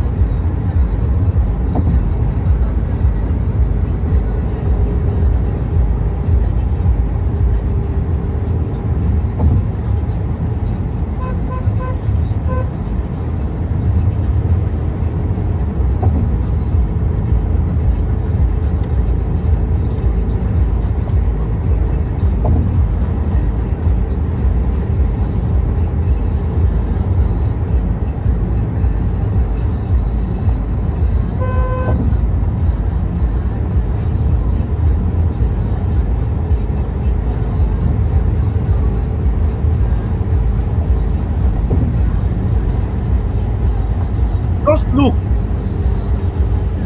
Just see. Will they forbid good road like this for those states? None of these people. Let me mute it for now. Why will you are listening to it? Mr. Elvis. None of these people. Yes, sir. Are you talking about the street light or the road? The road newly done. The street light. Both of them. Which one, are you, when you say this road is newly done, which road is this one? You didn't mention the name of the road. This one is what is this bridge? Third Mainland Bridge. Third Mainland Bridge is not a new road now. No, it's not a new road, but it's newly done, sir. It's newly done. The road was dilapidated, and I also reported it here. You're talking about it was maintained. Yes. Okay. Yes, and this light, I was seeing the street light as you walk. Yes, I know that when I know this is. None of the street light was there before. And this road was almost falling down. But the reason why I'm showcasing it today is to ask my Edo people, will they forbid bridge for Edo State? Will be say every candidate coming in, they'll say they want do potholes. They want give you borehole. They want paint school for you. Will they forbid 16 billion naira monthly? Monthly. Eternally revenue. Monthly. For 8 years, we don't get anything to show for it. Now, secretariat, now that they tell us. If this country there, those states, will they forbid them? Or if one governor start and not finish them, now batting, all these satanic people will come later now, come to defend themselves. Say, Mr. Elvis, na federal rule, like say, I don't know. I don't know. How many federal roads that they repair for Edo State like this? If we tell and say all these people with all rule laws in the past, all of them fail. We now say, no, be fair. Be fair. You guys will not start bringing emotions into it. I love the man. I love this. I'd like us to move on. I appreciate every one of you. Thank you very much. Let's start talking. That's all I have for you guys today. I would like to start with my callers. Some of you were calling in. Please call in now if you want to talk. I have just 10 seconds. If not, I'm moving to my panelist. Call in on time, and let's take it from here. All right, guys, press on the like button, help us to share. Before the caller come in, let me quickly appreciate those of you that have already super chatted us. Madam Obe Ashoko, thank you very much, ma. Thanks for the support all the time. Thank you very much for being there. May God bless you. May your pocket never run dry. Thank you very much, man. I appreciate you. I want to be Ferdinand. Thank you very much, sir. I appreciate you. May God bless you. Thank you so much. May your pocket never run dry. And then we have Ijidima Thank you very much, DJ Man, for all you do. And God bless you. Your pocket never run dry. Guys, you can do the same by pressing on the dollar sign right there. Encourage our work. Press on the like button. Let our voices go far. Or rather, copy the link and share it yourself. Meanwhile, let me come to my panelists. Let me start with the first person on the panel, which is Mr. Destiny. Mr. Destiny, you're the first today. I don't know if you're available to speak. Are you there?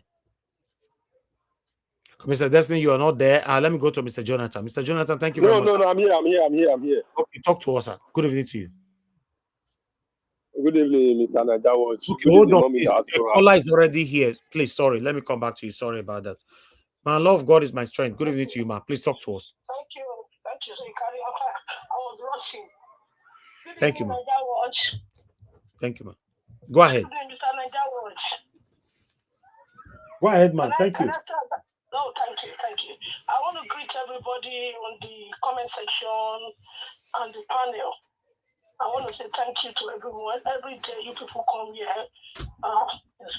It's beautiful. Thank you for all of you.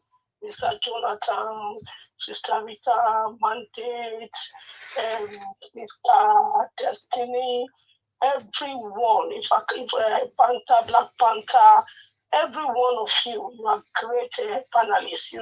You really bring out a good average. Jonathan always give us calculation. We thank you very much. Thank you, every one of you. You deserve this praise today, please. Just as if I don't call your name, please don't be angry. Maybe I forgot. Yeah, and good evening, Mommy Diaspora and everyone in the comment section. Good evening, everyone. You see, Nigeria is a dead end. I will just say that. It's a dead end. Now, look at this man they want to package for us in Benin City, in Edo State. They want to package this man like the way they package the one in Delta State. The one in Delta State is like this one, no? This one they want to give, APC want to give Edo. That man cannot even speak English. He's a robot. He can't speak English, oh. Now, you know the person that is controlling that man is the Atiku and the former governor of Delta State. They are the man is doing nothing. All the money that is coming to Delta State, the man is doing nothing. That is the same thing they want to do. There's so man in Delta State. So what they want to do now, they want to put this man so that they can control it like that Yoruba man for Delta State that is doing nothing. Edo people, please stand up. We don't want that man. He will not come to Edo State and come and dump him there. There's somebody else to be controlling him from Abuja. You cannot come there. No way. You have not even said anything and you say you want to come to where? Where? Edo people where we say they go school, where their eyes sharp. Now Abebe cannot talk. Now you want come say one come be their leader. What do you want talk? How you want to represent them? You want talk of black soup? I mean, what you want tell the people? I beg, Mr. Man, come on, go sit down. Nobody wants you. Then I live there. You see, I want to thank Mr. Dr. Aboki. You see, long time ago, even before these things are happening, you see this man, Mr. Adeboye, I don't know why. And there's something about that man for me which I don't understand. That man, and I will say it boldly in his own face, that man is among the problem we have in Nigeria. People might not believe it. It is among, you see, this politics that you have seen in Nigeria. This politics means that man, redeemed man, is the one pushing everything. Is an APC man. So when you can see now they are collecting contracts. No wonder the man will never talk against APC, but he knows how to come out to protest against Jonathan. Now Tinubu is there. He gave Mr. Tinubu Abraham. And that man, he said the meaning of it is father of all nations because of money. All right. Your time is not long, and you are still doing wickedness. Drop wickedness is not good. And quickly, if I go, please release him and the canon. Release him. He deserves to go home to his family to look after himself. Thank you, Mr. Nigeria. Thank you very much, man. God bless you, man. Thank you. And he's currently sick, very, very sick. They should let him go. Too much of everything is bad. Allow this man to go. Wow. Meanwhile, Mr. Destiny, you have the floor, sir. Talk to us. Good evening to you once again. Good evening, You have Mr. noise on your Nagawa. background. You have noise on your background. No, we can't take that noise. We'll come back. I believe now there's no noise. Okay, then go ahead then. Okay, good evening, Mr. Nagawa. Good evening once again, good evening, everyone. I don't even know where to start from. Okay, let me start from now. I really want, seriously, anybody in this life is not supposed to pass through what that man is passing through. Because if you have anything against this man, let the whole world know. They give him his punishment. Than this thing that I don't really understand this Nigerian government. Punish this man.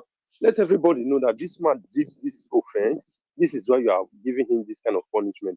But right now, nobody is telling us anything. And still yet, you are still giving him some kind of punishment. That's what I don't really understand. I don't get it. I don't get it. So, apart from that, I go to Simon Ekpa and this is our sister from Canada. Yesterday, you guys were talking. I was not able to join because I was somehow busy. And you played some very record that was okay to compare to what that lady did. This is why some of us that come from that east always want to have problem with Nigeria sometimes. Because if some Yoruba, some Edo, and then the problem about me when it comes to Edo is that I don't know when Edo people and Igbo people started having problems. Because me, I don't even have, some of my friends have more than, some are from Edo State and Yoruba. I don't have most friends from Igbo land, but I'm an Igbo guy. So I don't know where those problems come from.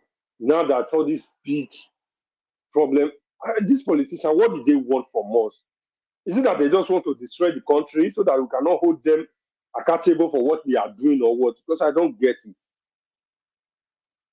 I don't get it because this problem is not for we, the citizens.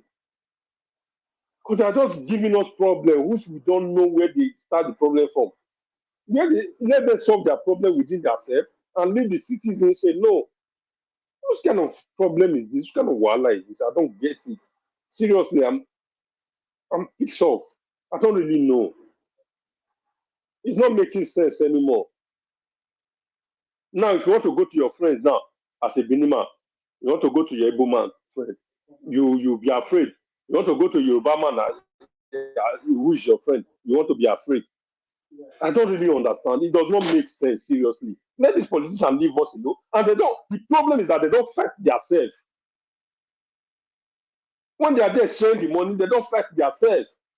What is happening? Somebody, all these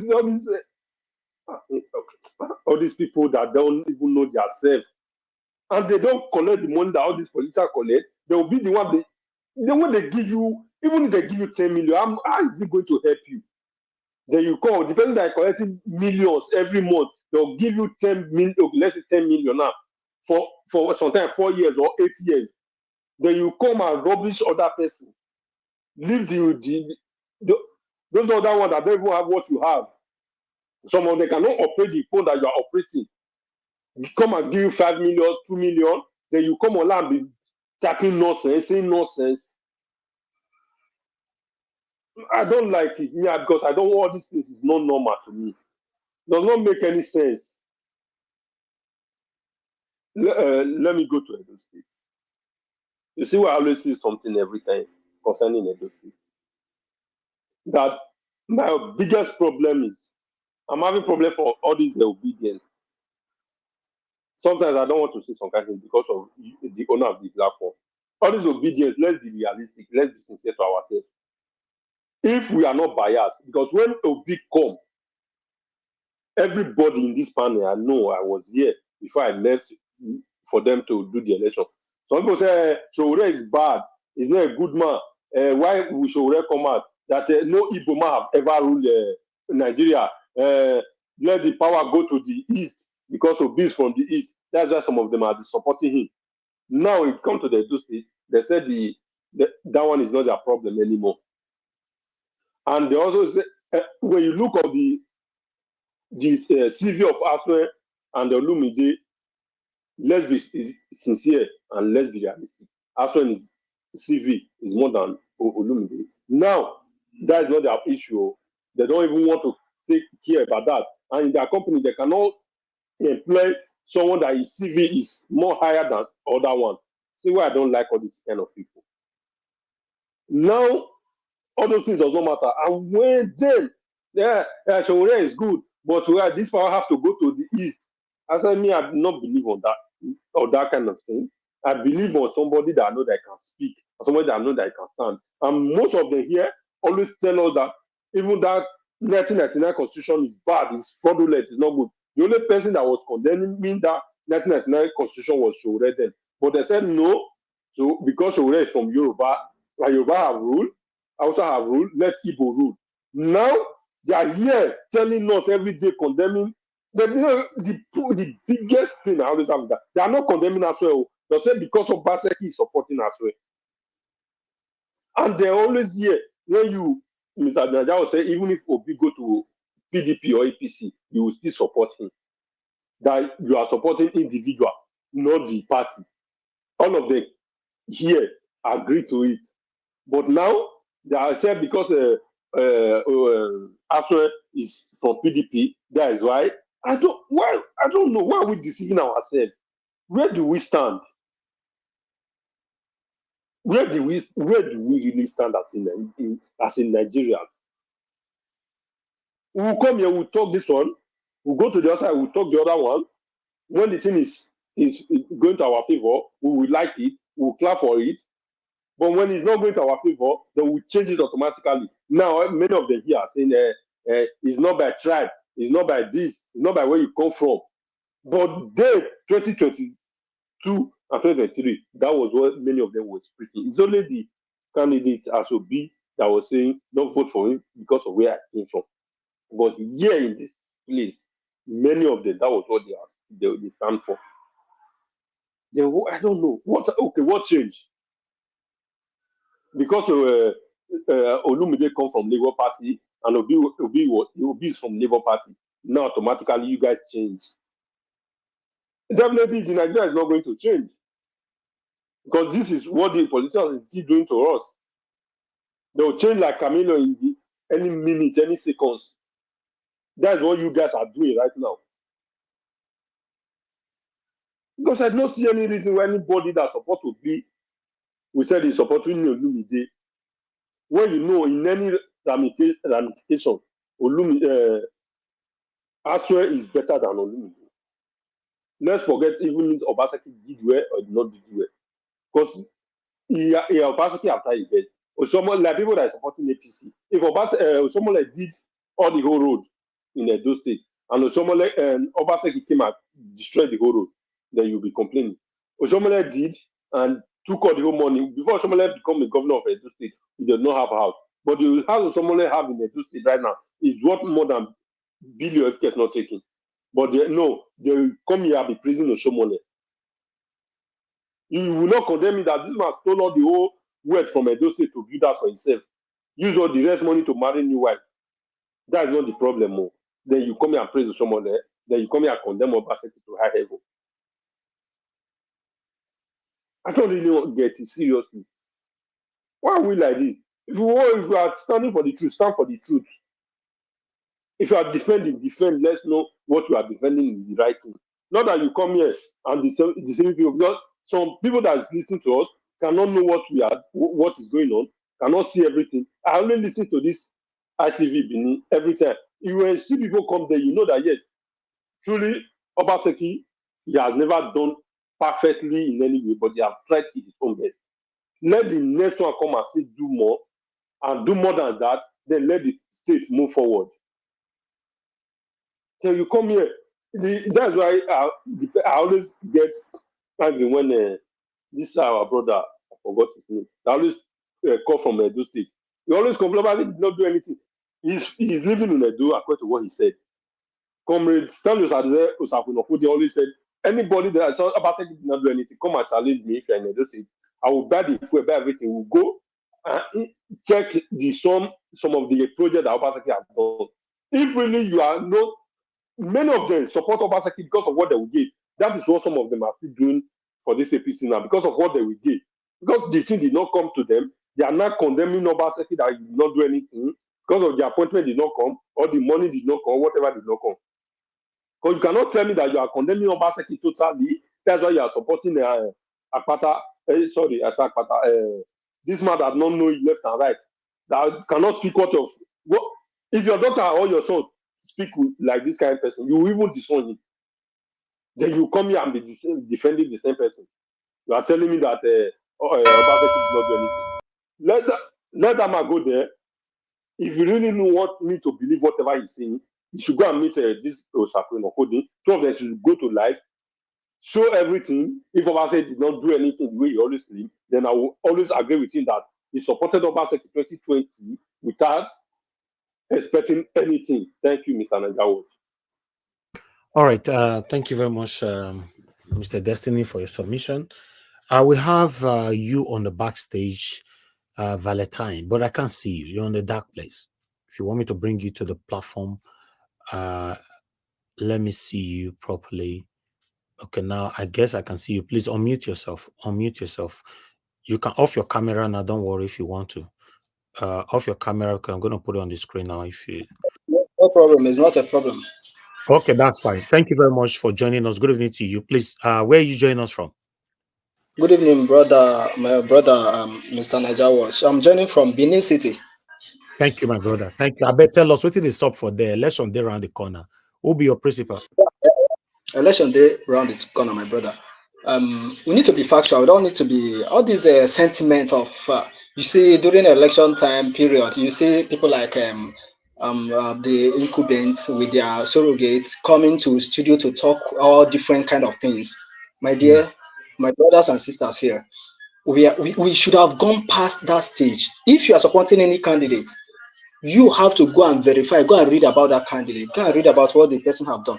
See, Obaseki have tried in some areas, just like the way he increased the GDP of Edo State. Yeah, he tried in that area. In some areas of the economy of the Edo State, Obaseki tried. That's to be factual. But see, like our principal always said, Peter Obi always said that the main thing to calculate your effort in government is education, health, and other sectors. So in these areas, no, Obaseki didn't try in it. So in terms of the Agbero and the taxation of multiple taxation in Edo State, or basically where let me use where I stay in Benin City, is not much in the time of Edo Obaseki.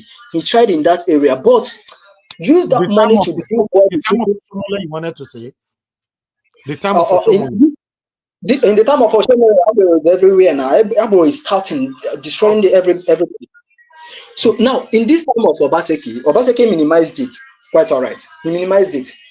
Now he tried to build the institutions. He tried in that area building the institutions in order to control so many things. But see, the area of education, Obaseki failed. In the area of infrastructures, Obaseki failed. Obaseki did not do what, and that is the truth. That's why, for me, personal opinion, I think Obaseki didn't do as a technocrat. Obaseki didn't do as far as I'm concerned. Now, coming to this area of you talked about APC. No, for this one, APC is not in the ballot for me. The way within this unicity, go and ask anybody. APC is not in the ballot. What they are doing, they are trying to use the federal might for Edo people. Remember, Tinubu said he will give Edo State to them. Go and check. Go and find. I beg network. I beg. We don't want to hear this, our brother. I beg network. You see now, somebody from Benin now talking to us. Not let her talk. Okay, you are back. You are back, my brother. Yeah, I can hear you now. Go ahead. If your network fail, if you can hear me, please, you must come back. Oh, I want to hear you. Because now you they Benin, now you supposed to talk to us. Wait till they saw. See, my people, the network don't let her talk. Oh, Tinubu network. Most say because Tinubu. God, see these people. Anyway, very unfortunate that we can't hear you. Try to come back again. You are still there though, but still you're frozen. We can't hear him. I think we need to move on. Very sad. Very, very sad. The guy, the one you enter gear 2. Exactly. The one you enter gear 2. Now that time the network you take coming. Eh? I hope he comes back. But if he come back, anybody that is speaking, please, I will mute you. Mr. Jonathan, please talk to us. Good evening to you. Thank you. Thank you very much, Mr. Elvis. I greet you once again. God bless you for the good work you are doing. And I greet all the fellow panelists as well. And those on the comment section. Mommy Diaspora, I greet you, man. God bless you abundantly. Yeah, I know those that are listening and all the callers. I greet everyone. Welcome. You know, today I just want to, speak on first of all, on the video, the interview. That is so much, you presented so much today. But again, as usual, we can't take all. We just deal with what we can deal with. 2 or 3 of them for me. Okay, Mr. Jonathan, please hold on. Okay. We have our brother back. Let's see if we can hear him now. You have some noise on your background. Mr. Najawas, can you hear me? Yeah, Valentine, the noise on your background, please mute it. Anything in your background. Hello, Mr. Najawas. I can hear you. Can you hear me? Yeah, I can hear you now. Okay, there's a music playing on your background. Can you turn that completely off? Onyema, tell the person playing this music to off it, I beg, please. Help me tell the person outside there. Okay, no problem. I'll turn it off now, just now. Okay, go ahead. So now, coming to APC, I would say you people should fact check me on this one. The new returning officer now for INEC, for Edo State, returning officer. Check this thing I'm telling you. Check if that person is related to Wike or not. Check this thing I'm telling you. Yes, he is. I've checked. I've already. I found that out already. Now, this is what they want to do. The APC want to use the federal might. Then the PDP want to use the power of the incumbents, and that is why I always say to people, avoid anything PD, APC. They are one party. See, these people, they want to be as the political gladiators of the states. They want to use their power, their might on everything to get the thing done. For me, I believe in Oludi. That is the truth. I believe in him. If you listen, okay, look at Sunday. Sir? I said Olumide Akpata that you believe on, right? Yes. Now look at how many times have Rufai Osheni invited this Sunday Okpebelo? How many times? So the same Rufai invited PDP. They came. That one was in his parlor, answered that interview. It's only Oludi that came to the studio. Just common sense should have told everybody. It's only Oludi that respect the people, come to the studio to talk to the people. Only that alone. Now, talking about the area of the bigotry. Now let's look at so many things. Bigotry going around everywhere within this period. Trying to, they have I call those people, those Yoruba people that try to instigate Benin people against Igbo people, as I always tag them as Yoruba stars. I'm sorry to use these words, but those people that have no common sense, that don't see the leaders as the problem of the country, I call them. If you are from Igbo, I get them for you. But for this particular one, I know it's coming from the Yoruba people that tries to incite the Benin people against the Igbo people, and that is very nonsensical because, like Peter B always say, that even the hardship, the whatever it knows no stripe. Everybody now is buying fuel at almost 1,000 naira, and that thing, I've never went to any filling station to buy fuel. They asked me, where are you from? Which tribe are you? I've never. It's only when they want to share the national cake. No, none of them will talk about being Igbo, Hausa, or Yoruba. But it's only the stupid Nigerians. They always talk about, hey, this one is Yoruba, this one is Igbo, this one is this. That's nonsense. They are arrant nonsense. Look at the issue of the Amaka case that arise. What happened in that video? Why was that video cut? They should play the full video of that lesson, of that live space. If they play it, you know that many people have talked that provoked Amaka to that anger to say such things. Some Igbo people are saying that Amaka is not Igbo. See, I'm supporting that Amaka to be an Igbo 100% because even in the Newton third law of motion, it says that action and reaction are equal and opposite. Every little science student knows this. Action and the reaction are equal and opposite. You cannot push somebody to the wall and expect that person to still remain calm. It's only a tree that you see that we're coming with a cutlass and still remains for it to be cut. No human, no animal can do that. In the case of MNK, Mazi Nnamdi Kanu, they keep on holding Mazi Nnamdi Kanu for hostage for all this while. The only thing we have to say is, as far as Mazi Nnamdi Kanu is concerned, if anything happens to him, they say they see. In fact, to be frank with you, everybody believes it that Nigeria, Igbo people, has no leader.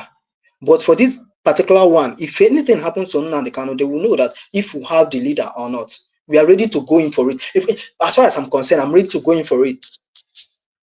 If anything should happen to Mazi Nnamdi Kanu, because if Nigeria is actually working as a country, the law, the judiciary, everything have said release him first. But the federal government insisted. What do we have? We have three arms of the government. We have the executive, we have the legislature, we have the judiciary. But now the executive have captured everything. Okay, look at the statement that was released by the National Assembly. When did they sit to debate on that particular statement that they released? If it's not a state capture, this Madam Abia Kadere, Abi, whatever they call her, instantly everything you see this letter heading from the National Assembly writing to Canadian government. When did they sit for that? That is the symptom of a state capture. Nigeria is captured, and many Nigerians are not seeing it. You see so many people, and that is why this man, most respected, in fact, I would say him to be the most respected man in Yoruba land, Fela Kuti, say that Nigerians are suffering and smiling.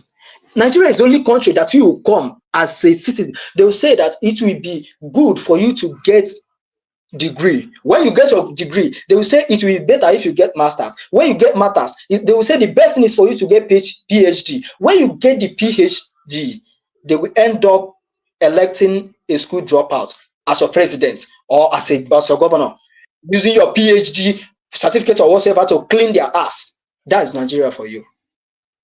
So we can never continue like this. For this coming election of Edo State, the wife of AI, no Igbo person, the wife of Aswe, no Igbo person. But we did not look at that angle. Go and fact check me. The people Igbo people have rejected as presidents in Nigeria, they are the worst. The people Igbo people rejected for presidents of Nigeria, they are the worst so far in Nigeria. That is just the truth.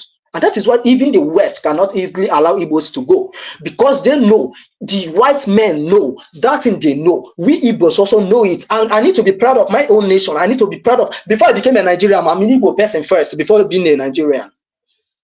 I'm an Igbo person first, before being a Nigerian. We cannot continue in this way. If we say we want to be a one nation, let's work to the unity of being a one nation, and don't allow ourselves to be used by the Western world or being destroyed every time by so many propagandas. So if we want to go on our separate ways, but I don't think Nigeria meant to be. Nigeria is just like more of like a marketplace to the Western world. That is the truth. Because this disunity within this country is the thing that will give them the right platform for them to take everything away from us. Mr. Valentine, how long? People will think that the Yoruba person is the problem. The Yoruba person will think that the Hausa man is the problem. The Hausa man will think that Igbo is the problem, and that is why they will have their way in to make our natural resources. They don't have such natural resources. How can you tell me that UK we have the highest natural reserve of gold? Where did it come from in their country? Okay, thank you. Valentine, how long have you been living in Edo State? I've lived in Edo State for 7 years now. Okay. So finally, I want you to re-echo that part where you said nobody is talking about APC in Edo State. Are you sure of this? My brother, Mr. Niger Watch, I don't have your contact, and I did not have this large platform to express. If not, I could have every day be sharing so many things online for people to. I want people to get the knowledge. I want people to know, to see the reality, and not all these propagandas going My on. number See, on the screen. You can be forwarding anything to me. The number is on the screen. okay, I will take your number from today. So now, as far as Benin City is concerned, let me take. If you want me, I will go around from some areas. I'll send you some of the responses from some people. Then you will get to hear from them directly. As far as this ballot is concerned, APC is not on this ballot. They are not on this ballot. In Benin City, I will not say those states because I'm not in Awuchi, I'm not in. But you see, this Benin City, APC is not on this ballot. I'm telling you, forget about all those propaganda. They come to social media. They come to. The other day, their chairman was in Arise TV talking rubbish. Look at the statement of a man that wants they want their party to win of a state. They say that Edo State is too poor for them to watch DSTV. That is very very bad for him to say. That Edo people, that Benin people are too poor to watch DSTV, to watch Arise on DSTV. Can you imagine that nonsense? Who watch? I listened to them. No, see, that day when he started that conversation, immediately he mentioned this nonsense. I off my data because I cannot waste my data on that nonsense because the man has no point. He has nothing to offer. They have nothing to offer. APC. As far as I do, look at the people sponsoring this APC. Look at the people. They are the political gladiators that are looking for ways to make the people to finish the people. Look at them. Just go and check all of them. Exactly. Go and check all of them. I don't mean to be biased, but I need to check the backgrounds of people I support. I can't just be supporting people in naiveness or what certificate did of them have? What certificate did I have? So they cannot continue. We cannot continue like this. We have to enlighten our people the more. I will urge you to join us, if possible, every other day before the election. Election is on the 21st of September, just 21 days from now. So try to join us. We are here every day, 6 p.m. Nigerian time, every day, 365 days in a year. So try to come in more because your voice is going far now. A lot of people are listening to you. Currently, say about 690 something watching you across. So try to join us every day to speak to the people, to the mindset of Edo Light all over the world. Thank you very much, my brother. I appreciate All right, your time. thank you so much, brother. Please, if you can get this connected to Sister Aisha Yusuf. Also, please, if you can get connected to her, also relate some of her. I know she's not feeling strong at the moment. That's what she said yesterday. Yeah, I noticed it. But she should also try everything possible to join Oludi to campaign in a dual state because people, many people look up to her. Yeah, I beg. She should try to come to at least Benin City. I'll forward it to our WhatsApp now. All right. Thank you very much, sir. Thank you. God bless you, my brother. I appreciate your time with us. Thank you. All right. That was a wonderful one from our brother Valentine. You know, there's a person where they say river, and I know how deep the river be. If they tell them now, say APC not get level at all for Edo, they all believe say Tinubu na want help them ring them. You know why Obaseki, Aswen rely on Obaseki. So now, so you talk now, right? Okay, but meanwhile, let me continue with Mr. Jonathan. Mr. Jonathan, you have the floor, sir. Thank you very much for your understanding. Mr. Elvis, again, thank you. I greet you once again. You see, the caller, he spoke well, but there are just one or two areas where I profoundly disagree with him. You can disagree. Okay, you are still, I profoundly disagree. If you're talking of patient, the Igbo lady in Canada, you cannot in one piece of the mouth say, what he's doing is what she has done is right. You can't do that. What she did. Okay, sorry, my brother. Sorry. See for that one. Sorry. See, she's wrong. To be honest, she's wrong. She's 100% wrong for that. But what I'm saying is, let's go into Lagospedia, Remi Tinubu, Reno Omokri, Bino Ononoga, and the rest of them. That's it. That is good because we must be balanced in all that we do. Thank you for correcting that. Yes. We must be balanced in all that we do. Jonathan, yeah. Then going forward, I'll just talk about the interview. Let me quickly deal on that. The interview that Sheun Okibaloye had with the Labour Party candidate. And I will say, I will submit today, for me, that is one of the best interview Seun Okibaloye has ever, handled on Channels TV. I give it to him, and I will ask him if he's listening, or maybe now or later, continue in this trajectory.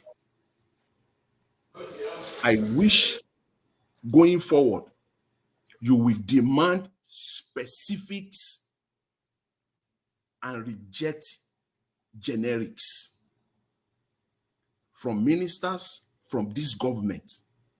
The way you reject generics and demand for specifics is one of your best interview. That is the way. If you handle politicians like this, I'm telling you, they will, before they come, they in fact, more than 50% of those that are coming to your show, they will not come again. They will be prepared. And today, for me, I am vindicated. That interview vindicated me. And because of that, in fact, I've saved that interview, because this interview is not only for today for me, it will play for a long time to come. That's why I talked about the double standard that I have seen across board when it comes to Labour Party. And one of our panelists here, Give Us Amanda, was talking the other day, I think yesterday, was asking that this election should have been just, a smooth one for Labour Party. And I asked a question, why? And I'm not going to answer the question anymore. Let people go in their honest mind, go and answer the question. Why? Why is it not so? Why is it at this point in time, it's still kind of, when you are not sure? And I even for me, I don't see them winning it. Why is it so? Today I am vindicated. Unfortunately, Edo people have entered one chance. Yes, you have entered one chance. All the three candidates who have entered one chance, they are all conny men, conny people. I just don't know. They are all conny men. This today, the anchor here on this broadcast was asking for specifics from Okpeolo. You said you have a business. You are a businessman, and sensible people are questioning it. Which business? Where is the business? How? Because they want specifics. They want specifics. That's what they are demanding.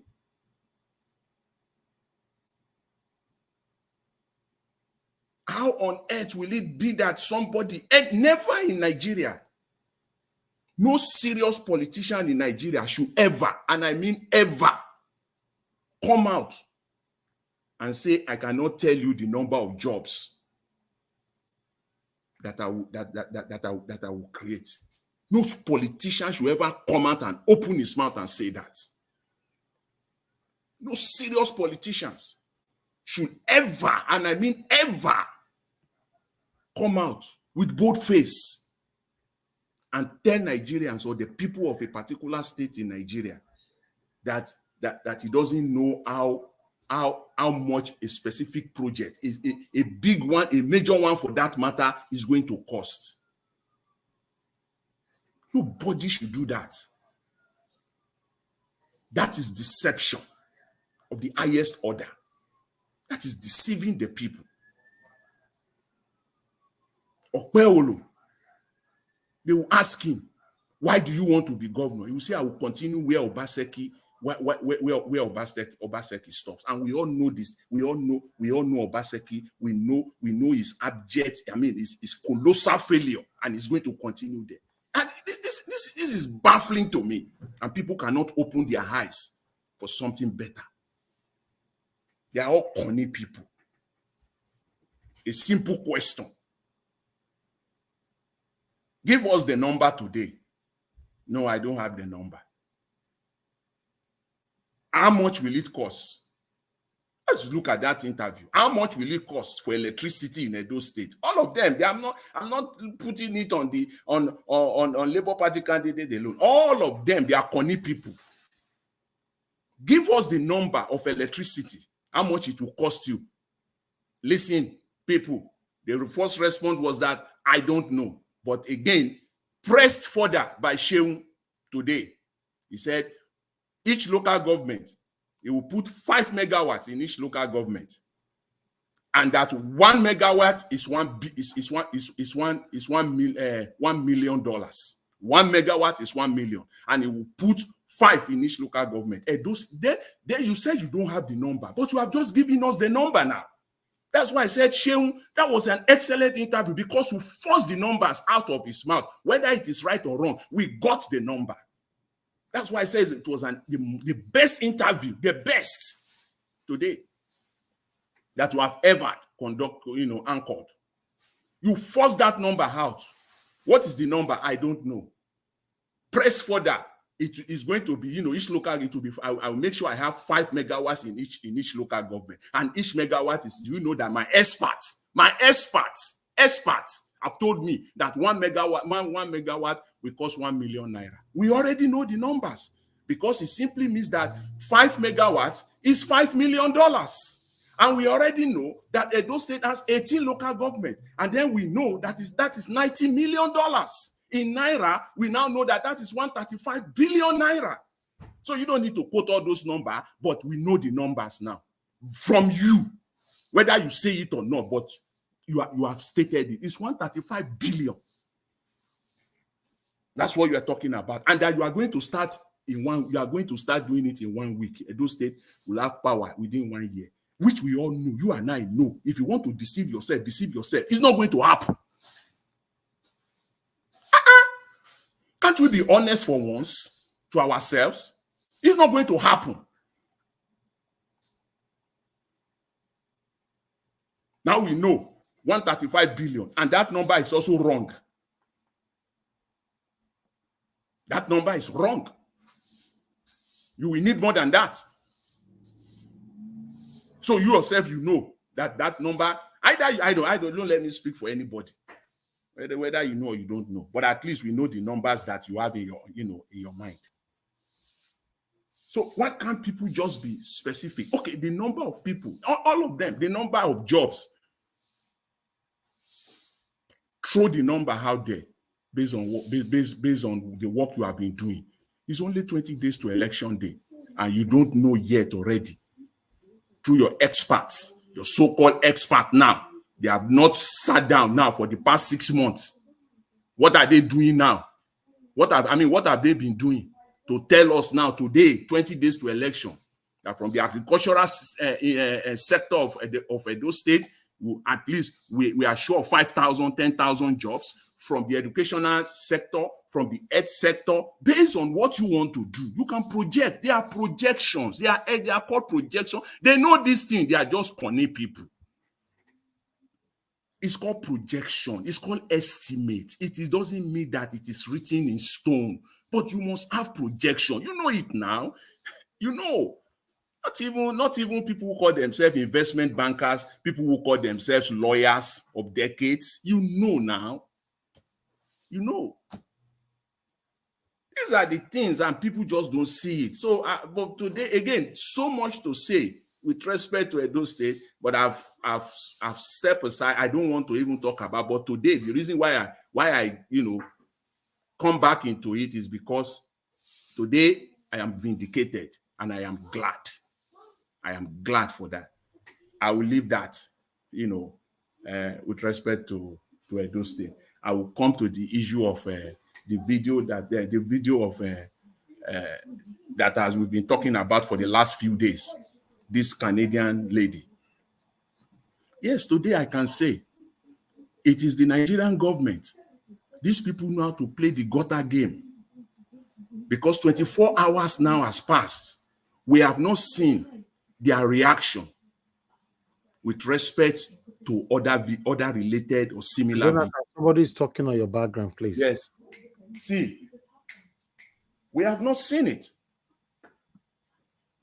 We have not seen the video now For the last 24 hours now has passed. We have not seen the video. So Abike Dabiri of the Diaspora Commission, what are you waiting for? Please bring it out. The Austrian, the Edo indigene that is based in Austria. We have not seen anything. We have not seen any letter written to the Austrian ambassador in Abuja. We have not seen that. And yet, so sickening, they will be talking of extraditing somebody. See, let me say this. On this one, Simon Ekpa is right. Whether you want to like it or not, on this one, he is right. He can go to court. If they want to kill somebody, they charge somebody for murder, will he not defend himself or herself? Won't you have case? You just go there. This is our own defense. If you have proof that it is not so, bring it out. Bring your own defense out. On this one, Simon Ekpa is right. And there are evidences that fill the whole internet space, the whole social media space to corroborate it. And I can say I'm not a lawyer, but I'm not dumb anyways when it even comes to legal matters. I'm not dumb. I can reason logically. So even this one, if it goes to court, they will throw it out. Yes, not in Canada where there's rule of law. It's not in Nigeria. In Canada where there is rule of law, they will throw it out. Yes. In my own adopted country that I know, they will throw it out. If this evidence were provided in court side by side, your Nigerian case, you have no case. Yes. If she comes out, all they will ask her is that, do you have proof? Are there witnesses?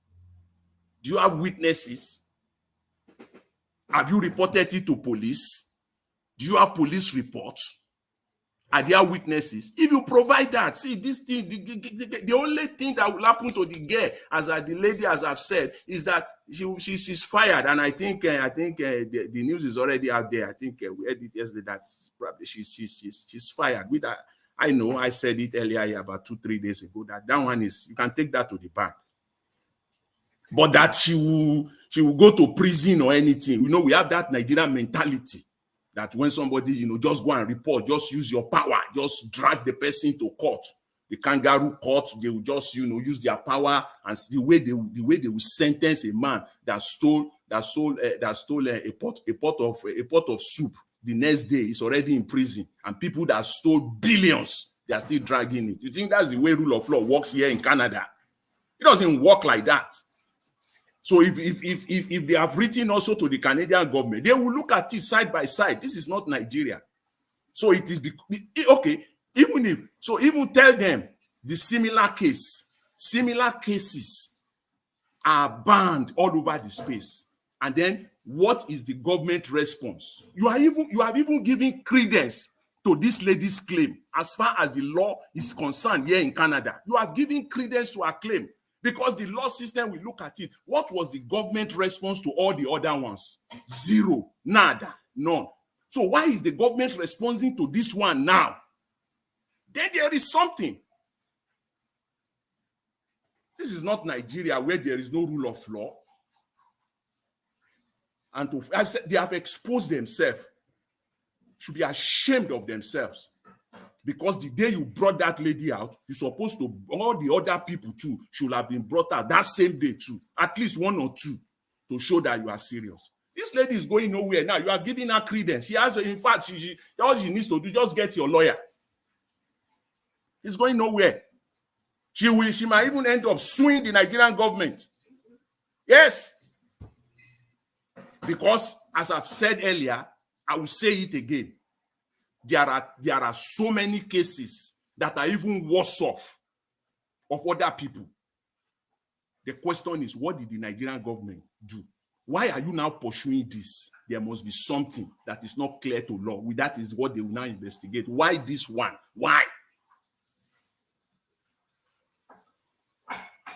Get a good lawyer. You are good to go. So it is as I said yesterday, it is the Nigerian government that is involved in this. They took it to the highest level of the government, from the presidency down to the legislature. They reacted in the most unprecedented, unparalleled manner. Within 24, 48 hours, they responded to this matter. So please, let's just say it. Let's just say things the way it is in Nigeria, so that the country can move forward. Not just because we're supporting one thing and then we deliberately close our eyes to the truth. It's not for our own good. It's not for our own good. It's not for the good of our children and our unborn children. Let's just do the truth. Let's say the truth so that we can move our country forward. Mr. Elvis, I will leave it at that for now. Thank you very much. I appreciate it. Thank you, Mr. Jonathan. God bless you, sir. Thank you very much. Okay, the next person to speak to us is Madarita. Madarita, it's good to have you on the show. Good evening to you, man. Please, you have the floor. Yeah, thank you, Mr. Elvis. Good afternoon, Mr. Jonathan, and my brother from Benin, Mr. Valentine. It was a pleasure listening to your truth. It was a pleasure. It was very delightful. And, you know, I hope that you come here often. And I know Nigeria, you know, the internet connection can be kind of static sometimes, but I really appreciate the fact that you came, because we have somebody like Mr. Alex that, you know, from Amagba in Edo State, excuse me, that comes here and tries to educate the people of what's really going on. And I'm very, very happy that we have another person, you know, who lives in Benin and is telling us the reality, because we are sick and tired of this MOU, this kind of twisted narrative that they're putting out there, coming from the present administration, the PDP and the APC, you know. So this is grassroots now. This is a grassroots man. Mr. Valentine, thank you for coming, and I hope that you'll be able to come here every day. And my lovely mommy diaspora, Koye, Mr. Elvis, thank you so much for the opportunity that you've bestowed upon each and every one of us, you know, to, you know, keep educating people and inspiring people every day. It's because of you, and I give you your flowers. And there's something I wanted to say, and I want to say it publicly, Mr. Elvis. I know sometimes that you're a very humble man, and sometimes you don't want to blow your trumpet. But I want to tell you today, blow your trumpet. You've been doing a whole lot. I know for sure. I mean, I don't know all the details, but I just know that the kind of good guy that you are doing a whole lot for Edo State. In fact, for Nigeria, it's just beyond this everyday Nigeria watch. Blow your trumpet. You know what? You deserve it. You deserve it. You worked for it. You deserve it. So that's why you need to blow it out. So anybody who is not comfortable with it, that shouldn't be your problem. Thank you very much, Mr. Elvis, for all the sacrifices that you make. When you made 100,000 subscribers, you were very humble about it. You were very humble about it. And, you know, that's what makes you unique in your own way. You know, and, you know, everything that you are doing today is because of consistency. I repeat, consistency is key. Quality and not quantity. Mr. Elvis, you have a lot of quality people here in the panel every day. You know, people in the comment section, people who are calling. We have quality people across the board, across your whole of Nigeria. It's not because you are a Benin man. Quality people, because you are a quality guy. You stand for the truth. Mr. Elvis, you deserve it. You deserve to blow your trumpet. I know you're very humble, but sometimes you really need to put it out there. Every time Jesus healed somebody, what does he say? Go and report yourself to the priest, so that the priest would know that this is what God has done for me. Not just keeping it to yourself. So therefore, Mr. Elvis, I want to tell you this. You do a whole lot of work for the community. You do a whole lot of work that many people don't even know, and you don't even talk about it. When it's time to blow your trumpet, please blow it. Please do it, because you deserve it. You earned it. You didn't steal it. You earned it. Blow your trumpet. Thank you so much for everything that you are doing and everything that you continue to do. Thank you, Mr. Elvis. Thank you, Mr. Elvis. God bless you and your beautiful family. Thank you. Now, moving along, going back to the business of the day. Mr. Elvis, I started watching when you were playing that, excuse me, the man on the APC, you know, that was just talking. Is it ITV? I don't know what you were playing, but that's where I started. But I think based on what people are talking about. ITV Benin. ITV Benin, yeah. So, based on what people were saying, and Mr. Jonathan, thank you very much for that, your submission about, the issue about that Canadian woman. I mean, I can't even repeat it. Mr. Jonathan has said it. The worst that can come to happen is that she will get fired from her job. But you know what? Canadian government, they ain't taking that woman nowhere. They have better fish to fry than some lady who was ranting rubbish, and the Nigerian, government want to make a hula baloo about it, So, like I think Mr. Jonathan said it yesterday, they like to capitalize on a system that works to make them look good, So Abike Dabri and the rest, not all of them enter house, I beg. If you know that this woman, if it's us in Canada that have to tell the woman that what you're saying is wrong, that's bad blood. Whether it's Canada or even the guy in Austria, I think he said something as well. And, the likes of everybody in diaspora, that says this kind of bitter pill, you're spewing something very nasty, and it's very, very wrong. Yes, she needs to be admonished so that it will not repeat itself. If you live in diaspora and you spew this nonsense, be ready for the consequences. However, those ones who in Nigeria who are spewing this divisive, demonic, and satanic disposition all over, the federal government of Nigeria should deal with it. If they can't deal with it, it's going to consume them. In fact, it's consuming them right now because they all look so dumb in the face of the world. I'm sorry, Mr. Elvis, for my word, but that's just what I see. They look stupid.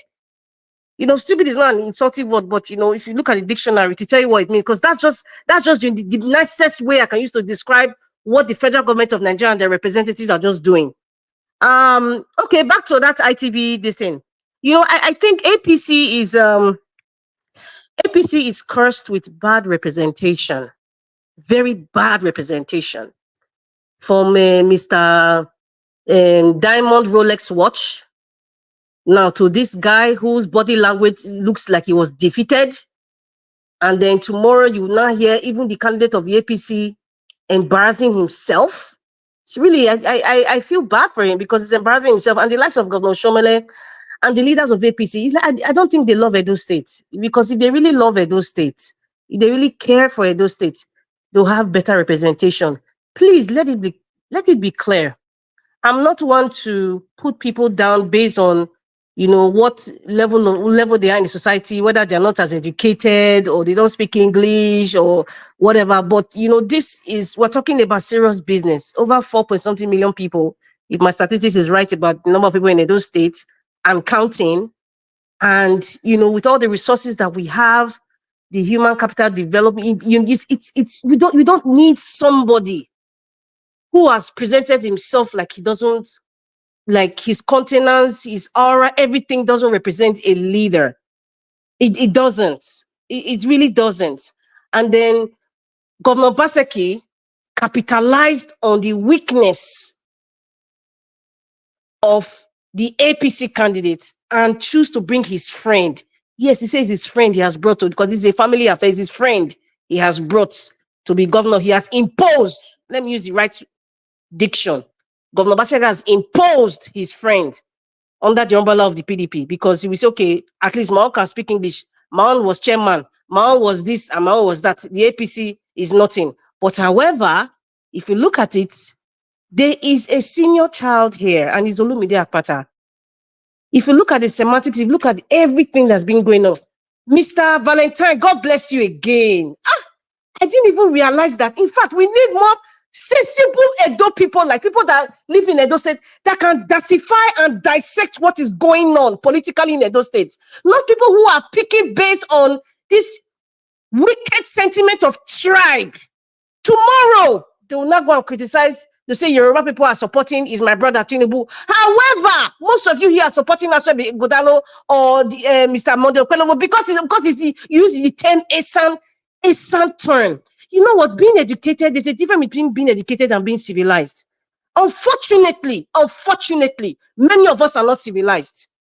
It's not about having a PhD. If you can have a PhD, you can be a professor, but you cannot be civilized as well. Take a look at somebody like a professor of rice and beans, so-called Nobel laureate. Does he sound like a civilized man?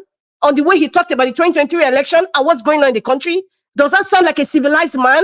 Even with the Nobel laureate and the professor of literature or whatever, there's a difference in being civilized and being educated. There's a difference. There is a big difference. And many of us here, take it or leave it, are not civilized. Many of us are not civilized because we tend to choose what this tribal thing that is innate within us. Like I said, we need to cut that umbilical cord. We need to cut it. Many of us don't even realize that is the path that we are following. You need to cut it because many of you who live in diaspora, you have seen many people who are Nigerians, Indians, from Europe. They're taking government positions where you are. Even some of you are directors in companies. You are managers. In fact, I don't even use, the First Nation people in Canada because those are the original owner. Nobody is saying, oh, you're from Nigeria. You shouldn't be there. When you are qualified and you seem to do the best job, you will get it. It's not about tribe. But in going back to Nigeria, it's like you now wear a different garment. So that's why I say many of us are educated but not civilized at all, unfortunately. PDP is not far from what APC is doing. Let me tell you, Edo people. Mr. Valentine, God bless you wherever you are, Mr. Valentine. Please, you come in here every day. Please be sending the videos of what's going on in the streets. I have clearly looked at all the candidates, with the campaign and, how they speak, the kind of questions and how they answer the questions. I have really looked in depth, keenly. Olumide Akpata has been campaigning on the grassroots level. If you see the way he speaks, if you really listen and see the way, and just listen to the way he speaks and how he talks about the different parts of Edo State, it means that this man is really ready for the job. If you listen to how Aswa Godalo speaks, he's a man that talks in a board meeting, is Mr. Clean Up. Anything by thing, I just want to clean up. I don't care about the man at the bottom of the totem pole. It's not important. It's what is at the top is what's important. That's all I see. That's all I see. The APC candidate is somebody that is, Mr. Elvis, your rules in this channel is preventing me from using the words I really wanted to use. But I would say Mr. Monde Okpebholo is somebody like is in a cradle. Is in a cradle. And then you have the different people carrying him. Is somebody that is moving like Moses was pushed in the river. You are aiming anywhere you are aiming. The river is guiding you. You have no say about your movement. You have no say about feelings or what is happening. You look dazed. That's just how I see Monde Okpebholo. And we don't need such persons. And we don't need someone who is coming to pretend that all of a sudden you love Edo, you care about Edo, you know what's up, this area. It is so fake.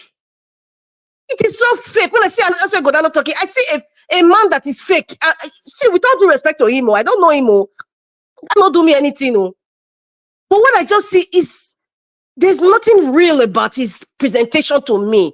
I don't know how you guys get your vibe. So, because when I pick a candidate, I'm not looking at your face. I'm not looking at your money that you have. And nobody should. Somebody was saying yesterday that was it Governor Obaseki? I don't know. When you're saying he has so much money, I begged my friend to come. You impose your friend. Meanwhile, people who have worked with you in the party, you succeeded in dividing the party. In fact, Governor Obaseki just indicted himself in those comments. I was speaking a whole lot of things. I was just laughing. I said, oh my God, I wish people can really open their mind, think outside the box and listen to every single statement Governor Obaseki made in that campaign, because they had to force the rabbit out of the hole because it was becoming too obvious. So Shomola is saying it, Pilepo is saying, everybody's saying that, where are you? Why are you not campaigning? Because you are a bad taste in the mouth of every Edo person. That's why you don't want to spoil it. And Aswa Ighodalo knows that Obaseki didn't do nothing in Edo State. I repeat, Aswa Ighodalo knows very well that Obaseki, apart from him being his albatross, he didn't do jack in Edo State. When Mr. Elvis was playing that video, I was almost in tears of Lagos State. Honestly speaking, I love my state. I love my state. I was almost in tears. There's something in me that was just like, Kai. Even Ekenwan Road, one of the best roads in Benin, Ekenwan Road for the past 8 years. Have you both seen the Ekenwan Road of now? Have you both seen the Ekenwan Road of now? Do you know how many kilometers Ekenwan Road is? Can you tell us the expenditure of Ekenwan Road? I don't know how to describe it to people who don't know Ekenwan Road. Maybe it's that Lekki Road after Chevron to GIG. I don't know how the distance now. It has for 8 years. Let me even use from that What's the one Agbado collecting funds? That's the Lekki toll gate. So maybe where you have GIG. That's I would say that's the distance for 8 years. Mr. Elvis, it was painful to watch that video. It was painful to watch that video you were playing in Lagos State. Seriously speaking, and nobody should come here to tell us that, oh, Lagos is a federal capital. Lagos has a higher IGR. What is wrong with people? Even Mr. Destiny, with the limitations of what he understands about good governance, at least he's able to decipher and see that, listen, these people are playing tricks on us. These people know the right thing to do, but they are stealing from us. It's someone like Mr. Valentine now that spoke from Benin. If he lived in diaspora and he sees what government does for his people, I'm sure what he said today is a tip of the iceberg of what he will have said of what is happening in Edo State. I forget about other states now because Edo State is the project. And if people feel that, oh, why she's so emotional, I am bloody well emotional, for crying out loud. I would be emotional. If I'm not emotional, I'm a demon. I must be emotional because this is serious business. We're talking about healthcare. We're talking about human beings here. Quality of life. How dare you come and tell me that I'm being emotional? I must be emotional. I must be. If you're not emotional about what's going on in Edo State, you are a demon. I said so. I said so. I must be emotional, and I don't care if anybody says I hate Governor Baseki. Listen, you can use any adjective to describe yourself, not me. It doesn't remove one hair, or it doesn't change the quality of my life right now. My duty is to educate the people and open their minds of what real governance is. Real governance is. What it is to care for people outside your immediate family. What it is to love people unconditionally. Bring people together. That's what we're talking about. So anybody talking outside this, if you see me in real life, you can't even challenge me. You can only type rubbish. But it is my duty. I keep saying it, duty, duty. What is your duty? It is my duty to come here. Just like it's Mr. Elvis' duty to sacrifice, even if for the time with his family, to come here and to bring this forum so we can educate people. So it is my duty to educate people. If you're not inspired, that's not my problem. However, I have given the information that you need to hear. If you don't want to take it, whatever you see, as my friend will say, if you don't listen, you will feel. If you don't listen, you will feel. Going along, Mr. Elvis, last thing about that young man that died, unfortunately, he's so rest in peace. You see, when we fail to fix Nigeria, this is what is happening. Last month, I think it was Justice Ajumogobia's daughter that was spied by her domestic staff. Now, this young man, his life, Nigeria happened to him. Take it or leave it. Yes, Nigeria happened to him. When we are telling these elites they should fix Nigeria on a normal stance, have you seen the country where you live, people in the army and their wives and their children, have you seen army people escorting them everywhere? If not, Nigeria is a useless country. If not, Nigeria, why will you be using security agencies to protect your child?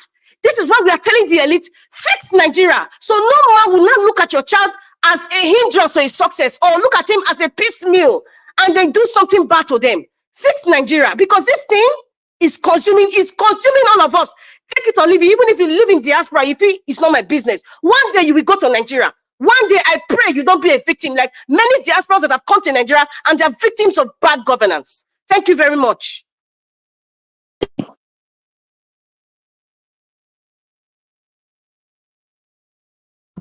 Wow. Mother Rita, thank you very much. Mute yourself, please. I'm hearing myself. I've not called you yet. You are echoing. Thank you very much, Madam Rita. God bless you for your submission. Thanks for the wonderful speech about myself on the platform earlier on. I want to say I'm grateful. Sometimes we like to hear things like this. It's a great motivation to us. Every human being needs to be pushed, to be encouraged to do whatever they're doing.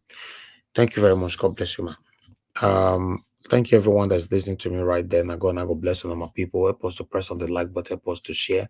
Thanks for your time with us. Don't worry, we're going to be rounding up early today.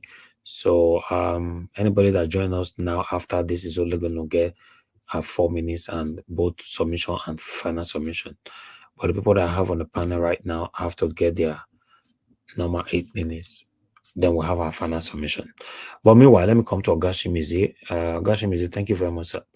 Good evening to you and happy Saturday to you. Talk to us. You have the floor. Yeah, Mr. Davis.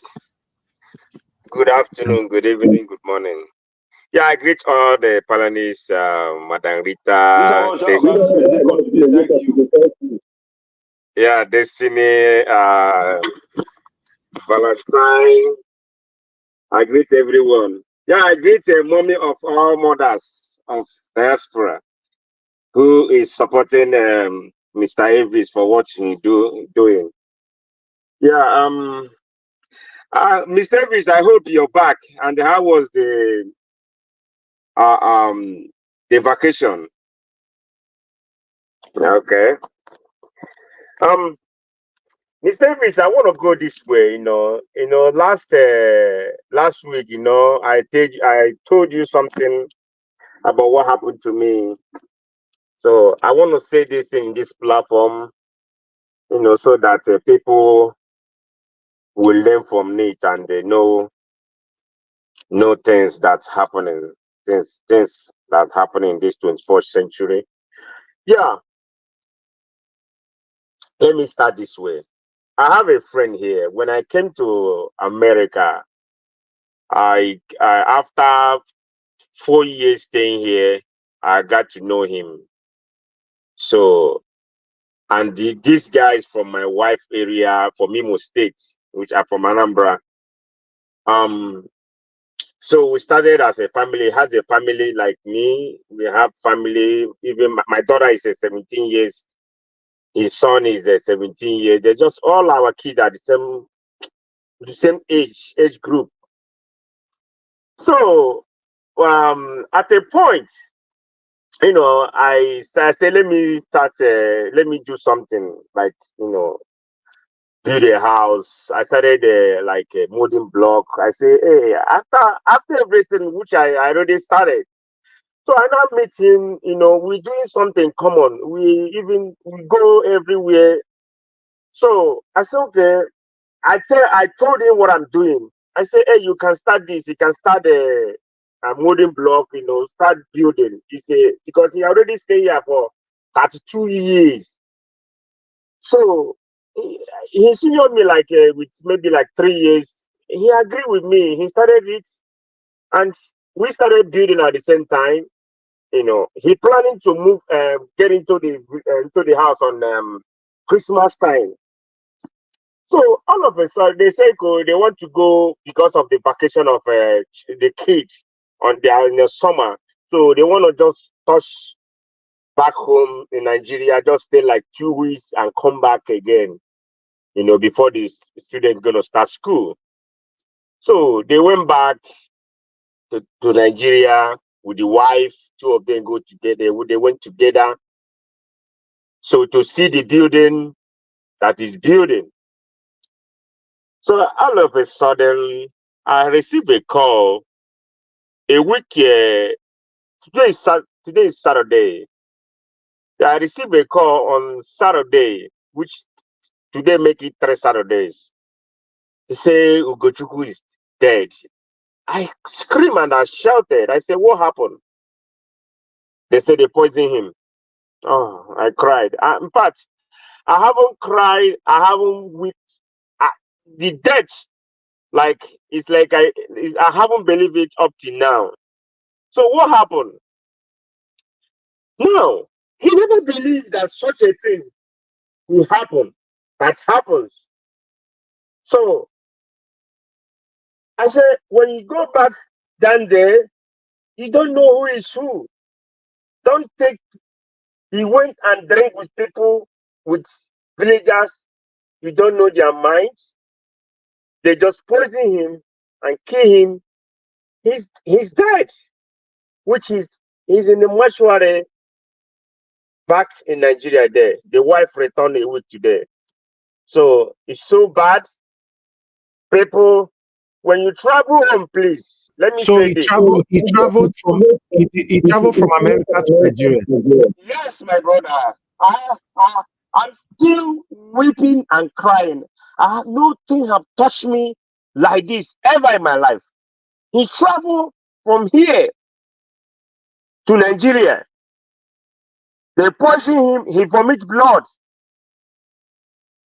And the wife, even the so-called hospital, the wife said, I know this is a poison. Can you give him the doctor? He was telling the doctor, can you give him antidote so that let's see whether he will survive?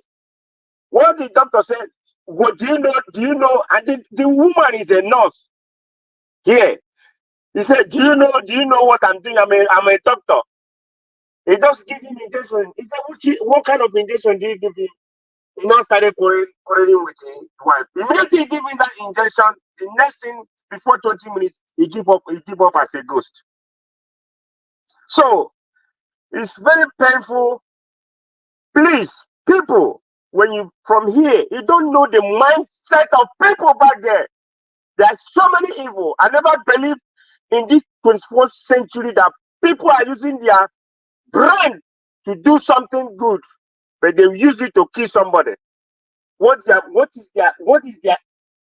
their envy, or what is the gain when you kill someone? You just travel back from here to Nigeria just for 2 weeks. It's no sick, nothing. But it's so bad that our people will be doing such a thing. So my people, they have to learn. They have to learn that when you get back to Nigeria, everybody is a suspect. Everybody, just bear in your mind. Even if you want to drink, hold yourself. So you never know. Please, because this kind of death, I don't know, it's a very big burden to us. He has a family here. The house he bought here just 5 years ago. I don't know where we're going to start. It's a very big something, but all the same. So please, my people, we have to be careful. Everybody is not your friend. Please. So let me go to it's very so bad. Let me go to the business of the day. Now that's Miss Davis, that's the reason why I sick that period. So the reason why I didn't come, I was so, even now I just trying to get myself with all the same. So now Madam Rita, hey, you know why you are when you are concurring with Valentine because he support Olumide. Well, what Valentine said, I think is he said he never say the governor, the Obaseki never do very woefully as some of us here are saying, oh, he failed woefully, or he failed is a zero. Well, the best thing is, for me, the person that will do the work for those states, I still saying it, is Asue. Because I can never, ever, say Asue and the Opowolo is the same. No. The person that say, oh, he doesn't speak English, he doesn't know how to speak English, English is no more priority, maybe Edo pidgin English is the priority to speak, whether you meet a white person, whether you meet somebody that doesn't understand pidgin, speak either Edo or Isha, you will understand. That's why Igbo, there is one Igbo, he say, one Igbo say, Eji Igbo agwa onye ọcha. It can use Igbo to tell an Oyibo man something to understand, which is no, you just starting just just want to say it. It can never understand what you're saying. So like Midwest people that always say campaigning for Mondo, I don't get it. You say English is nothing. you can speak other language. Why would you say that? In fact, you, even the Midwest people, you can even speak more than the person you're supporting. And you're supporting him. For me, if I see something that is not working, I will just retrieve myself back. I said, no, it doesn't work. It doesn't worth it. Like two Nigeria yesterday, you know, two Nigeria yesterday. It's no more supporting or saying Trumbo is doing well. No, when you see somebody that doesn't know how to do the job or doesn't know how to come out and express his feeling, you can't start. You can't say I will support that person. Rather, you will go back and say no, I won't do that. You can't see road and say no, I like to enter bush. I want to enter this forest. That is the way the road is. And you see road. That's one thing some of us are doing. Odua, the same thing. So speaking English is nothing. Why is it something? You can travel abroad. You can travel so many places for the foreign investors to come into your state. You're telling me if you go there, you start speaking Asian, even if you know how, even if you doesn't know how to speak Asian, or if you just say, we need water. Can you give us water? We need agbado. Can you give us agbado? I will give you agbado. Come on. What are we talking about? Let's know that yes, English is not our our culture or our language, but it's what we use to communicate. Both white, black, blue, red. Without English, you can't do some certain things. You can't go to some places and speak. That's why this man don't want to go anywhere to speak. So my other people, it left for you to know what is right and vote for Aswe. He has a capability to do the job. So for me, I stand with Aswe. In fact, this one that say, oh, he doesn't have sympathy, he doesn't have this, he have it all. And let me tell you one thing. Aswe doesn't have any, it doesn't hold any position in this any place. And I wouldn't say, oh, you hate him, you don't like him, he doesn't do this until when he assume office, then start his work. That's why you come out to criticize him. But for now, you don't criticize him for nothing. If you're criticizing him right now, that means I think you're doing yourself. Because it's not him that on the seat of governor. So we have to know that he have the right to campaign, to do this governorship, so that people will understand that yes, he will do the job.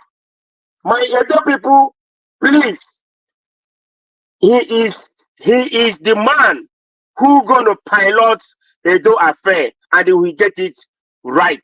Thank you, Niger Watch. All right. Thank you very much, Mr. Chimeze. Thanks for your submission, and I send my condolences to the family of your friend. And it's very, very pathetic, sad story to hear that somebody who traveled all the way from abroad to Nigeria and things like that happened to him. Yes, it's happening. It has been happening before so many times, happened in different states in Nigeria. I wish our government can take it very, very serious to prevent it from happening again prospectively. But what do we know? I'd like us to move on. Thank you very much, Mr. Johnson Emmanuel. Thank you very much, sir. God bless you. I appreciate you for all you do. Thanks for the super chat. May your pocket never run dry. All right. We have Mr. Efe trying to call us. Mr. Efe, I'm returning your call quickly if you're there, so that your call might probably be the last call we are taking tonight. So pick your call, your phone, so that you can talk to us quickly. Mr. Efe, are you there? Okay, he's not picking. Maybe he don't have, maybe he does sleep.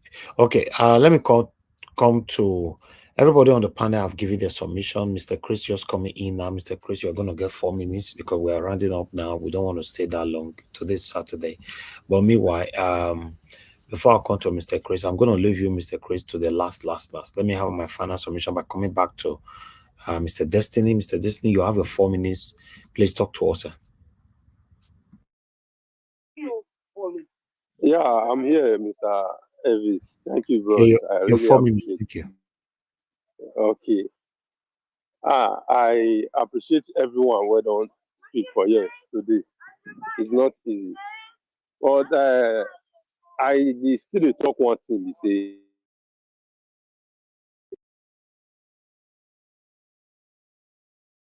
talk the truth here.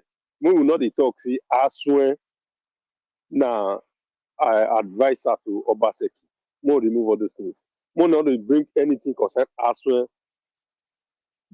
with Obaseki, because Obi was advisor to Goodluck Jonathan, and we know how that to be. Although we know say this clueless man, Buhari, and now Jagaban come make the country overworse. We know how that regime can be. So if you want to bring, Madam Rita talk on and say, man, let's look at people's resume and everything. If in a resume all of us we look for here, Madam Rita, my sister, where talk that thing, he go employ Olumide and leave us for a company. That be the thing where they always bring Excuse me, for sir. What did you Lagos say I South. said? Please, because you need to be You very said, precise. If you are quoting me, yeah, please quote exactly what I said. Don't convolute my words, please, sir. I did Please not don't convolute convolute her. He it. said Because Aswai we Godalo should is not look at, qualified to be in Edo State as Edo State governor. Because he please. does Obaseki You taught him. said we should look. No, let's forget about that one. Because if we talk about that one, let's look at Obi, who you support 2023. I Please. support Olumide That's what I'm Akpata. I saying. support Peter Obi, not because he's Igbo. Because you people have brought that to I me did not several say it's times. Igbo. I did not say it's Igbo. I said you guys support him and he support Goodluck Jonathan that was not okay in that country. You did not What are you say you are talking not going to about? support What is him. Goodluck Jonathan has to Similarly, do what with am the I talking equation? about? I don't understand I you, don't sir. understand it. You are confusing me. Goodluck Jonathan did not I'm go not for confusing you. presidency last year. Okay, Mandarita, Where's let him Goodluck finish his Jonathan's name coming submission. from? When it gets your time, you can respond to What I that. don't Because understand it. Mr. Oh, Elvis, he called my name. So if he's Okay, quoting me, that's he what I'm has to saying. quote You will me respond. correctly. You will respond to Is him. Thank Obaseki you. coming right now? Mr. Obaseki is not Destiny. coming. Then why are you putting all that to it? Mr. Destiny, go ahead. You have 2 minutes left. Thank you. Thank you, bros. He said Goodluck is not contested. Is Obaseki contested right now? But they are condemning Aswe because of Obaseki. Obaseki was advisor to Governor Obaseki. Peter Obi was advisor to Goodluck Jonathan. The regime was not okay for the country. And before Buhari came and messed the country up. So if you support Obi, then because he's okay, you check everything about him, he was qualified, then you are not condemning Aswe because Aswe was not qualified. Everything you people are condemning Aswe with is because Obaseki is condemned, they are the same party. And I know in this program here, even Mr. Najawo here said, even if Please Obi go to mute PDP, yourself now. Who is there? that he's going to support Obi, that is going to support Obi, even Obi go Mr. to Shimizi, PDP. mute yourself. And many of you here that supported that is obedient say yes, that you people agree and support that you guys will go there. You did not condemn me that if Obi go to PDP, we are not going to support him. Now, Aswen is in PDP. You guys are condemning Aswen because it's from PDP and you are supporting Akpata. So that's my hypocrisy. And to the APC people, I said I condemn those people totally. If you did not choose us, choose Olumide. You understand? Don't use maybe because this person is there to support person. That's my problem. Support person that you know that this person is capable of doing something. Why are you people hypocrites? I don't like it. Okay. Thank you, Mr. Destiny. Thank you very much, sir. Thanks for your submission. All right. No. Please. Everybody just stay. Let me call you myself, please. Just hold on. Hello, Mr. F.A. Thank you very much. Good evening to you, sir. Talk to us. Good evening, sir. Good evening, sir. Thank you. Go ahead, sir. Talk to us. The reason why I called this evening, people with the talk say Aswen never rule for, he never stand for any office for Edo State. I don't know why. Even this Olumide where they support. So if you ask these same people now, say, do you know Olumide Akpata, you know her? See, Nigeria, I can't discover one thing. Some people are not mentioned anymore. They take this platform, they set two trap. And the two trap where they set to, where they set for ground, so they set up for where elephant the pass. And this road, so now where elephant already pass. If you don't pass here, go pass here. No one may not pass. And you don't go work for them. Now parable they make. Olumide is going nowhere. Without being told by people. See the poll when is it not at TV if I'm not mistaken that the other day. You know, see waiting as the gap the rest two candidates. Why are we still disturbing ourselves? Worry, they just they waste our energy.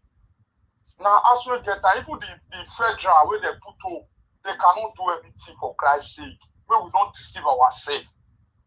I'm supporting me. I'm not the support party. I'm the support person. And if I see you are competent, you have the capacity, you are qualified, I will support you. I'm not biased. I'm from Edo State as well with other people. We are praying for Edo so that Edo will be a better state. Thank you. For us. So it's as get more than worry. Thank you. Baba, thank you, sir. Thank you very much. Thank you. Okay. Love God is my strength. Talk to us, man. Please, quickly. Good evening to you once again. I just want to congratulate this man, Mr. Chimese, that lost his friend. You know, it's so painful. I've lost about 4 people that went to Nigeria and they died. My friend that I buried about 2 weeks ago, that she went to Nigeria, she ate egg, and that's the egg that killed her. We don't know what happened. I don't know what is why our people like this. 4 people, a woman that I know went to open a house in Nigeria. The day they were opening the house, that's when this woman died. So it is a thing that we abroad, please, when you go to Nigeria, I'm not saying anybody is bad, though. I'm not saying that, though, but we should look after ourselves. It's very important for our sake. They don't say, oh, this person I know before, now lie. That's why you don't take where you see, you go don't change. That's my advice to everybody. Thank you. Thank you, man. I like that. That's the way don't take where you see. There's every possibility say the person does still change, either to good or bad. So yeah, I like that. So it's not left for our listeners to digest that on their own. But meanwhile, I'd like us to move on. Thank you very much, my people. Let me come to Mr. Valentine. Please give us your final submission, 4 minutes. Mr. Valentine, please unmute yourself. Mr. Elvis, yes, and everybody tonight, I thank God for this moment. This is the second time I'm joining people. The first time I joined you people, I think I didn't talk about today. I started it with, I was so much boiling within the starting of the context. So, but why I choose to talk at this moment is what Mr. Efe said. concerning that Aswe is not part of this government, then that is this thing I always tell people to go and read about the antecedents of people before you support them. Go and check about Aswe with Obaseki's government. I will not say anything about it. I don't want to, in fact, because I think I wrote it within the comment section.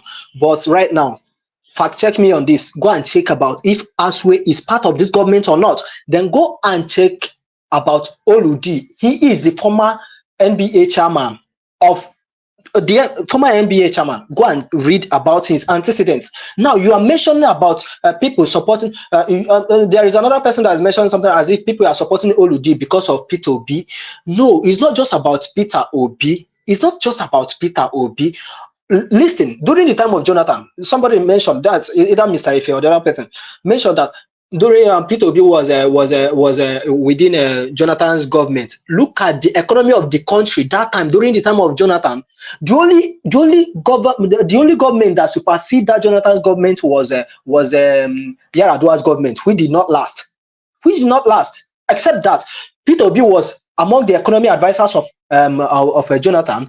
The same thing with this woman Ngozi Okonjo-Iweala. Look at the economy of the country as at that time. Let's check about the antecedents and don't fabricate lies. You are now saying that Aswe is not part of this Obaseki's government. Aswe is 100% part of this Obaseki's government. You cannot take it away from him. Go and check about the former NBA chairman Oludi, so that you know what to educate people. You don't tell your people lies. Nobody should be telling lies. I like saying the truth. See, any person supporting any candidate here, I challenge any person to give me a date for any debate. Then let's bring out all the facts. Let's know. Anybody that is willing for it, let's do that. Go and check about your candidates. Don't tell me that. Yes, I did not go against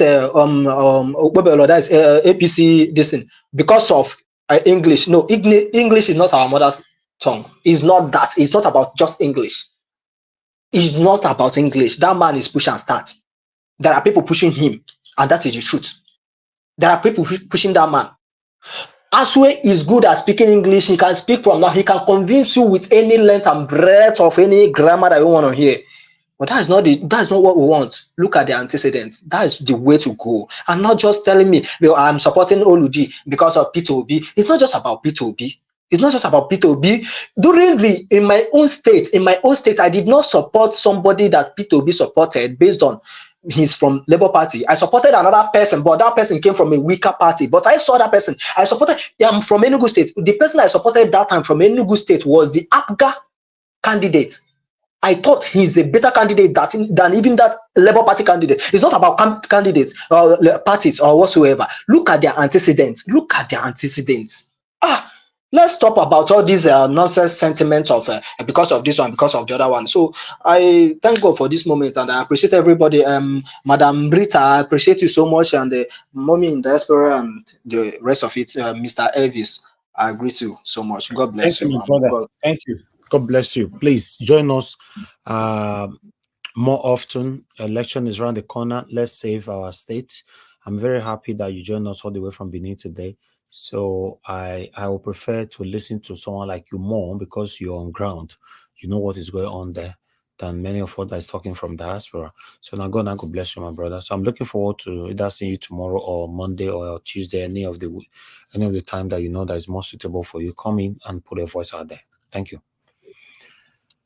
Thank you, brother. Thank you. Let me call on the next person to give us final submission, which is Madam Rita. Madam Rita, your final submission, 4 minutes. Oh, that was quick. Yeah, my final submission, the message is clear. And I'm very happy, Mr. Valentine, that you came out today. Because if it was Mr. Alex that said what you said, they will say, oh, Mr. Alex, you hate Obaseki. Mr. Alex, you hate me, Mr. Aswe Godalo. Mr. Alex, you are being biased. Did he not fix your road in Namagba? That's what they will say. Thank God for Mr. Valentine, who has come out today to exonerate Mr. Alex when he comes out every day shouting on the top of his lungs, telling people this is what is happening, But I am going to still repeat it again. And you people that know what I'm saying, know in your heart of heart what I'm saying is true. You are not being civilized. You are picking Aswe Godalo based on tribe. Period. You do not want to admit it because you do not want people like me to accuse you tomorrow, if you're not judging Bola Ahmed Tinubu to say, or judging the people from the Southwest, or those people who are being, who are tribal bigots, to say, oh, you're supporting Agbado because you're Yoruba brother, because you are replicating that attitude right now in Edo State election. So that's why you would never admit it, and I don't even expect you to admit it. Isn't it funny? Those of you who say that you are obedient, and the other day, I think Mr. Imovo was saying, some of us who are obedient, you know, we're in PDP and we're from APC. I asked Mr. What's his name, Mr. Imovo, I'm sure he's listening to me, or maybe his handlers. Did you vote for Peter Obi? He didn't answer that question. I didn't expect him to answer. And another very funny thing, this same Governor Obaseki, this is to the so-called obedient, so I'm talking to. This same Governor Obaseki, number one, why are you obedient? Because you preferred Peter Obi to be the president of Nigeria, because you know Peter Obi would transform Nigeria to where it ought to be. This same Governor Obaseki prevented the man that you support from using Ogbe Stadium. This same Governor Obaseki will say we will run out of steam. How markets today? How markets during the presidential election? Labour Party won, hands down, in a state that the chief executive officer is Governor Obaseki. If Governor Obaseki was so good, in fact, he didn't even need to, he did not, listen, if Governor Obaseki did so well, with the way Edo people supported him in 2020, because he's an ingrate. I am not insulting him, he's an ingrate, yes, because people who suffered, toiled, old people, young people, everybody, diaspora, they sacrificed, they spent money, and this is what you did to them. Edo State is like a shithole. I am saying it because I've been to Edo State this year. It's like a shithole. That is why I say he's ungrateful. And I tell you people, I swear Governor Obaseki is going to betray you. Take it or leave it. In fact, I don't even know why Black Panther is not here. Governor Obaseki is going to betray you, Aswe Godalo. Those of you in PDP, please. You must see my brother and sister. I don't hate you guys. Oh. It is not a soccer game. This issue is not about, oh, it's my party that won, I will not be jubilating. No, it is not a soccer game. We are fighting for the soul of Edo State. And it is my duty to tell you people where the ball is supposed to go to. And that is for Labour Party Olumide Akpata.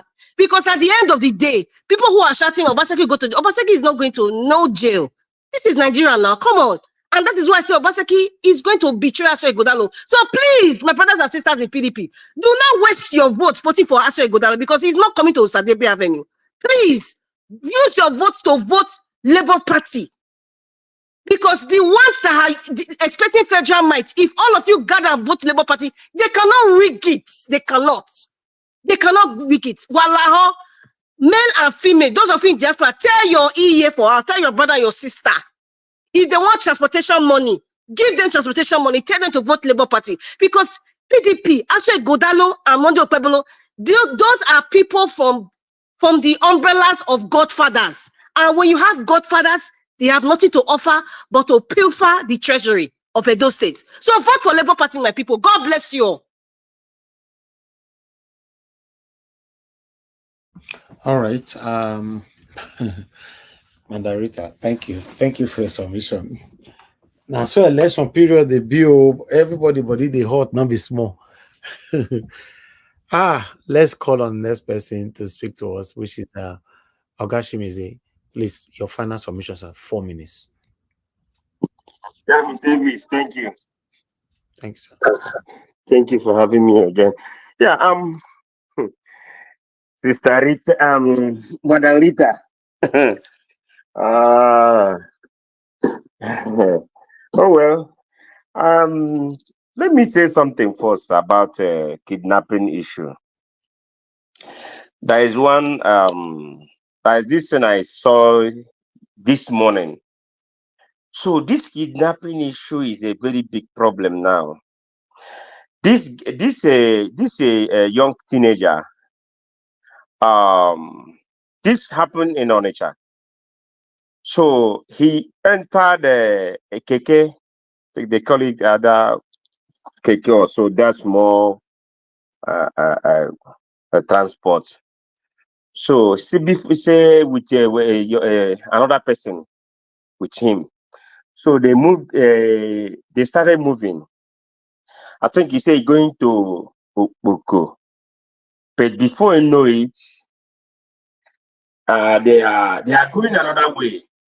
The guy asked them, where are they taking them to? Say no, he want to take another route. So before you know it, this guy, they took them to Oba, after Oba area. So they now took the guy phone, now requesting for ransom. You know how much they're requesting for? 300, each, two of them, they're requesting for 300,000, which is about 600, two of them. So, and he's saying his mother is crippled, and before the mother running around say if you don't bring the money, they will kill him. So they will buy him, I mean to say. So on the line, they use the knife. If you see this guy body, they cut him, body back, everywhere. Man, so government need to do something. Now, they are even the small kidnappers, they out now, even for 200,000, 300,000. So this is so bad. And these ones are not with gun, they are with knife, with their machetes. So government, both the state government, both the vigilantes, they need to do something. See, people won't put people in danger. People won't get scared because they want to move around, because they want to go home. You know, now they kidnap for 200, 300. That means they will kidnap everybody. Anybody they see, they will kidnap. This is so bad. Believe me, it's so bad. The government, Nigerian government, state government, they need to do something. To the local government, not only Nigerian government. Everybody need to join hand and fight these people, because this thing is becoming unbecoming. It's getting bad every day by day.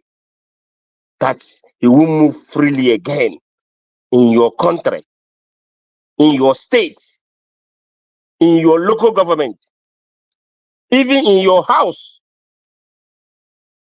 Man, they need to do something. So Niger Watch, my governor is working. I want to say something because of what Valentine said about he said something about the bridge. In Ekulobia, in Ekulobia in Agwata area, in Anambra State, that place always a congestion on traffic. So Soludo is building, is doing roads. Even there's road is doing in my local government that I never know that they will do the road now. He constructing the road right away. And the bridge on that Ekulobia is ongoing right away. It's working. That bridge, he's doing bridge over there. And he demolished so many places and then compensated them. So I think Soludo is working. Not I think, it's working. It's really working. So for the bridge, you say, go and see it in Anambra. So Soludo is doing it. So other governor should emulate good things. If another government or governor is doing good thing, you emulate from there and go and do for your people in your state. Not eating the money, embezzling the money, or sharing the money. Use the money to build infrastructures, to do so many things for your people, so your people will be happy with you. That would be good. So even if tomorrow you out of government house, they will remember you and say, "Oh, that governor is like letting come back." But in Nigeria today, which person will go out today? We say, "Oh, let that person come back," because of the greed on them. Some of them. See, I don't say anybody that work will eat. If you play ball, you will lick orange. That's how it is. You will eat, but not to eat everything. Use the one you will use to do the infrastructure. Do something that people will see, not that something that people will not see. That's when you take the money and pocket the money inside your pocket. People didn't see it. They want something they will see the road they will going on leave and other things, electricity and insecurity, make everywhere, make your state. If I'm governed today, I will make my state best state ever. Because these people come to this place to abroad and see what All right. it looks like. Thank you, Nigeria Watch. I remain blessed. Okay, Ogashimize, thank you, sir, for your submission. I like the fact that I give credit to Governor Sanwo-Olu in Lagos State, and I compared him with Edo State. Now you are coming out to say that Governor Soludo is also doing the same thing in your own state. You see, I like that. I wish one of us can come out now to say, oh, Obaseki is also building bridge, or have pushed for federal government to build bridge or whatever. But none of us can say that. You know, since I talk and say everybody stayed mute.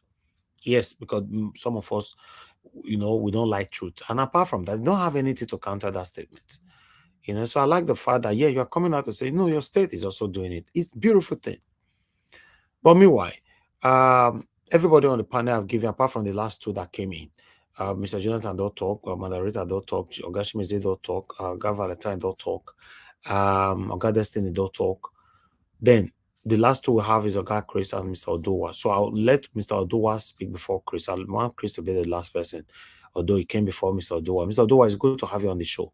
I'll give you 5 minutes, both your final and some your first and final submission, sir. Thank you. Okay. Thank you, Mr. Najawash. Good evening, everyone.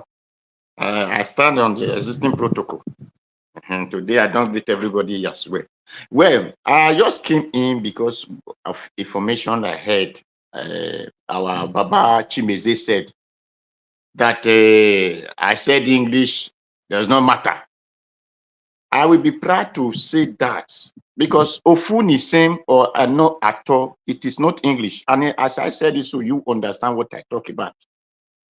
Now, China that is doing whatever computer people are using today, they use abadabidi, what we know as dash dash. They used to write something in it. And China or Philippines, we see it and understand. They are people and they did it. And they make use of it and they did the one they can give to others.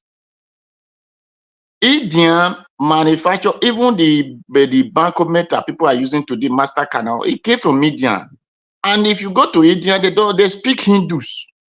That is their language, is their dialect. They speak their dialect. The Egypt that is using Arab abadabidi to write and talk Arabic, we are colonized by Britain. They doesn't talk English, they talk Arabic.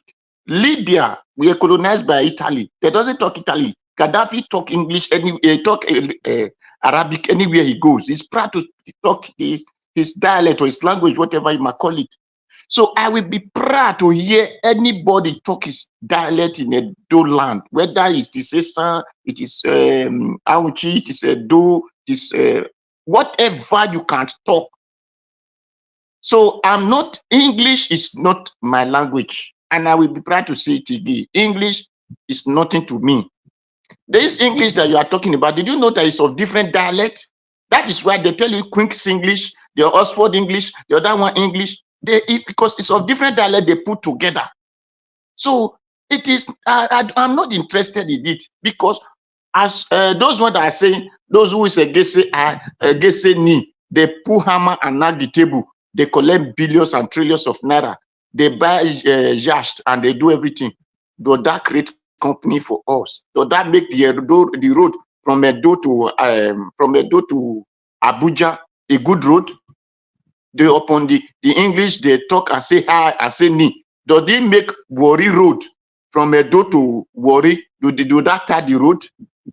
So I'm not interested on what to do, the language, or whatever you talk to people. I'm interested in what you can do for us.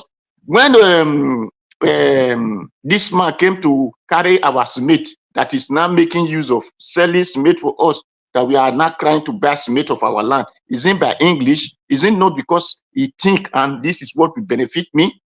That is why the foolish Edo people sold our property out and give our property out, that we are not suffering for it, that today do people will be shouting, cement is too cost, cement is too cost. So I'm not after whatever you talk, but I'm after what you can do for me. When the Bermudia we are creating factory, making that cement factory and Bender Beauty and the road it was tiny. It was not tiny because it can talk broken, it can talk anything. It was tiny because it was doing those things because it has the feeling of the people. I know that this is what my land needs, and he's doing it. So that is what I'm concerned. It is not that they say this one go to Oxford, you go to Harvard, you go to this. Those ones that go to those places. As Wole Soyinka talk English, what company did they have? Wole Soyinka can write English and even can write more than Queen Elizabeth. What company did he create in Nigeria that the Nigerian people are benefiting from? So, my people, I'm not after what you can talk. I'm after what you can do for us. There are you people that talk say America must say, think what you will do for America, not what America will do for you. So think what will you do for Edo, not the language you will speak. Thank you. Thank you, Mr. Najawash. All right, Mr. Odoa, God bless you, sir. Thank you very much for your submission. Thanks for coming in to put in your voice to this broadcast today. Okay, Oga Chris, you're the last on the panel. Please talk to us. Good evening to you. Yeah, Domo, sir. Good evening, sir. Mr. Elvis, have you called me earlier? We don't call you Taya. Okay. I'll wait for Mr. Chris then. Okay, no, you talk to us. I want Mr. Chris to be the last. Just go ahead, give your final nothing much. I'll just take just a minute or probably less. Okay, I just want to thank you very much. I just want to make sure that we highlight those your presentation earlier today. All of them are very, very serious, and I think that we should none of them should suppress the other. They should all be highlighted.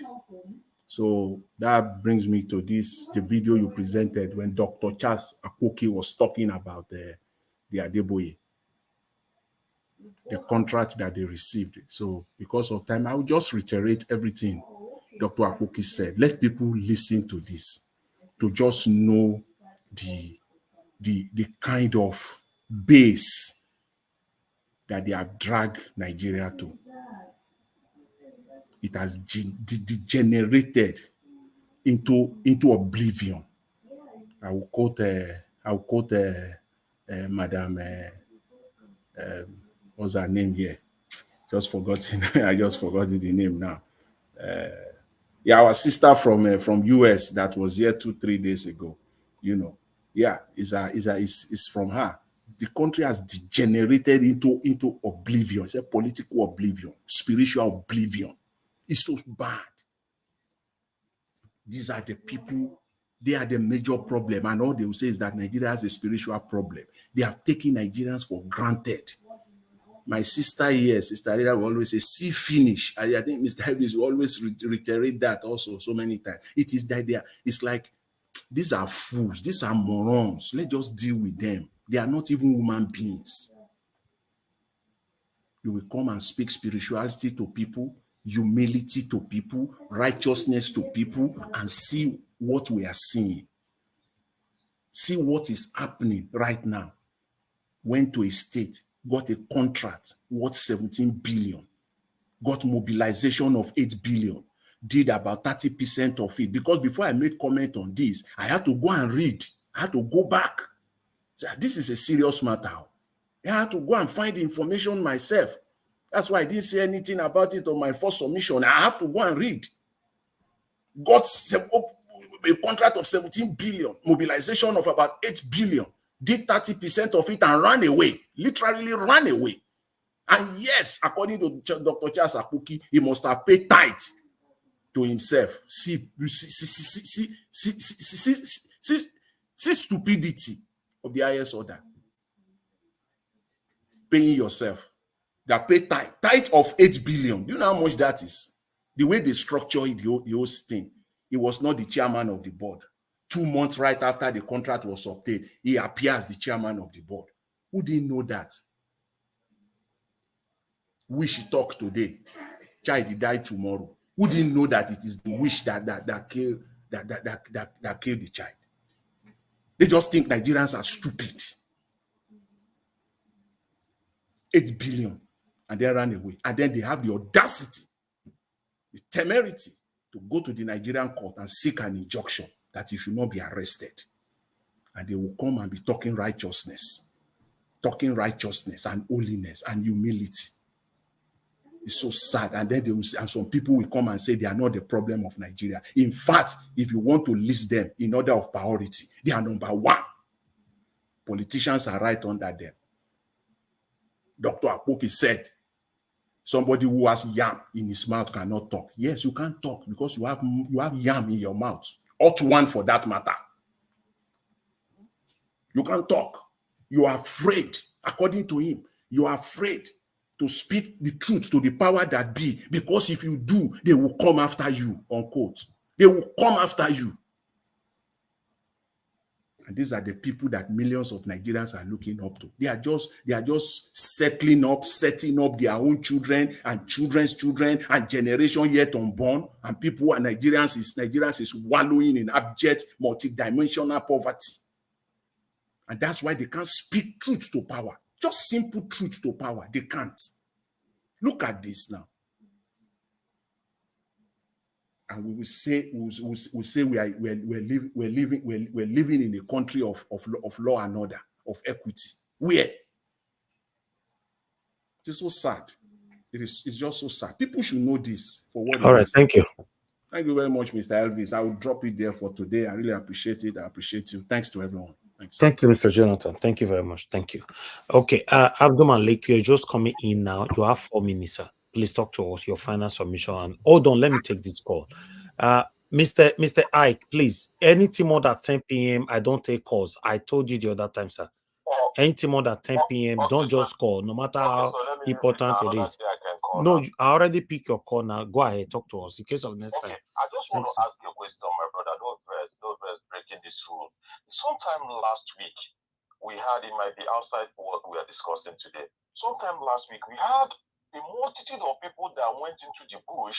They said they want to go and rescue 150 people that were kidnapped in Sokoto. Sincerely speaking, nobody knows what has happened to those number of people. I saw the video when they were going in, but I got another call today that all of them were killed, or many of them were killed. Please, I'm just calling to ask if anybody has any information about that. I don't at all. Sorry about the late call. I don't have any, but I'll do my research on that, sir. Thank you very much. All right. Yes, sir. Thank you. Okay, Abdul Malik, it's good to have you on the show, sir. You have your 4 minutes. Thank you. Good evening to you once again. Yeah, greeting, Mr. Nigeria Watch, and greeting to everyone in the panel. Greeting Nigeria. Somebody said that Peter Obi was a economic advisor to Jonathan. When Jonathan was in regime, Jonathan regime was very good. The economy was balanced. That is the reason why they want to bring Jonathan up in 2027 election to distract people, to divide Peter Obi's vote. Because Jonathan, if Jonathan came out for any party, people will vote for him. Because economies was very good then in Nigeria. If you take a look, fuel was 97 naira, 97 per liter. And if you take a look, Nigeria was #1 economy in Africa then. And salary was 18,000, which is 80,000, which is dollar was like 170 naira to 180 naira, which is it was paying almost for salary a month for one salary. It was paying like $100 and something then. But today, how much is salary? 70,000. It's $44. The only problem that Jonathan had was that Chibo's girls that they adopt. That is the only problem that was having in his regime. Jonathan regime was very good. Economy, everything was balanced. That is the reason why they want to use it to distract Peter Obi vote in 2027. That's why they want to bring it up. Yes. Don't say that even though Peter Obi was the economy advisor to Jonathan, if you take a look that previous year, Jonathan regime was very good. It was standard. The economy was standard. Yeah, that is the reason why they want to use it to distract Peter Obi's vote. I'm telling you, you see, we need to know something before we say. According to Martin Luther King, he said one day people will understand that English is a language, not a measure of intelligence. What it means that it is good for you to know how to identify yourself, to know how to read and write, even though you don't know how to read the vocabulary. What does it mean is this? When you just like London, UK, and America, their language is English, right? Even though you go to school in the UK or you don't go to school, you know how to speak English. The same thing in America. That is it. You see, in Nigeria today, that's why the country is not moving forward. The way the country is brought up, we have many ways to go. We are tribalized. That is the reason why the country is backward. Even though we see the right thing, we cannot say it or we cannot do it. Look at what somebody say. There are some people, professional, in a foreign land. They are from Nigeria, but they are employed to do the job because they can do it. They can produce. Understand? They can give the right thing. That's why they are employed. But in Nigeria, even though you are not capable to do that job, they will employ you. Imagine doctor will be an accountant. He will be working at bank, or accountant will go to law, to court, be working there. What do you understand by law as an accountant? Or what doctor understand by banking? That is the problem we have. People that are willing to do the job, they will not employ there. They will employ people that they are not willing, they are not capable to do what they can do. That's why the country is not moving forward. Look at those minister of road. What are you minister? Look at all the road in federal government. There is no road working. But why the minister of road cannot do his job? You see, he don't supposed to be minister, but they employ him. But the road you see everywhere every road in Nigeria is not there. There is no good road.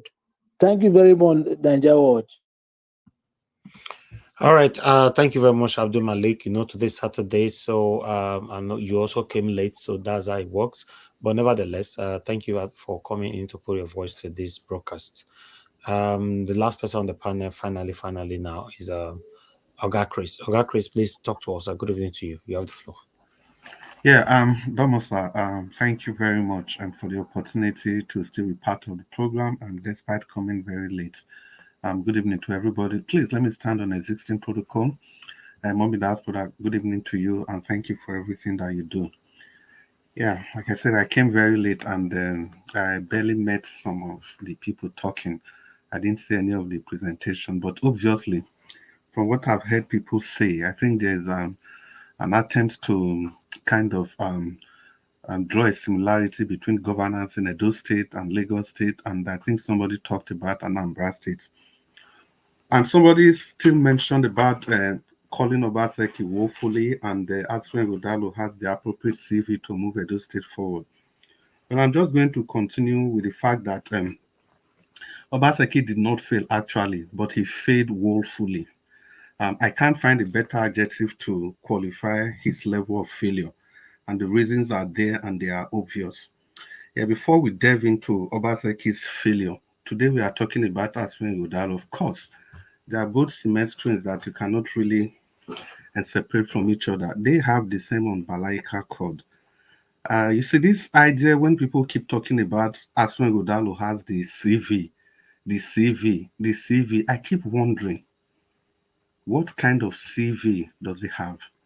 Now, listen, if you want to employ somebody for the job of a cook, Even if the person has 50 degrees in different kinds of engineering, that doesn't automatically make that person more qualified than somebody that just attended a 6 month program on cooking. We have to get that distinction very, very clear. As long as I'm concerned, concerning government, public service, Aswin Ighodalo's CV is zero. If you want to argue that, I'm ready at any point in time. I don't even want to mention the APC's candidates so that it doesn't, I don't want to promote the guy at all, because they are all the same thing. When we talk about governance, your service to the state, I cannot see anything in Aswin Ighodalo's CV that points to the fact that he can actually deliver service to people, not under a corporate setting, but under a political structure, under a democratic structure. The reason I say this is that Aswin Ighodalo, if you look at his CV clearly, yes, sterling performance in law, business law, and stuff like that. But immediately he was given a position to serve as the director of the Nigerian Bureau. That is even a quasi public service. Do you know Aswin Ighodalo? Just in February, yes, 17th of February, he recorded a loss of 106 billion naira. 106 billion naira. So I don't know what's in his CV.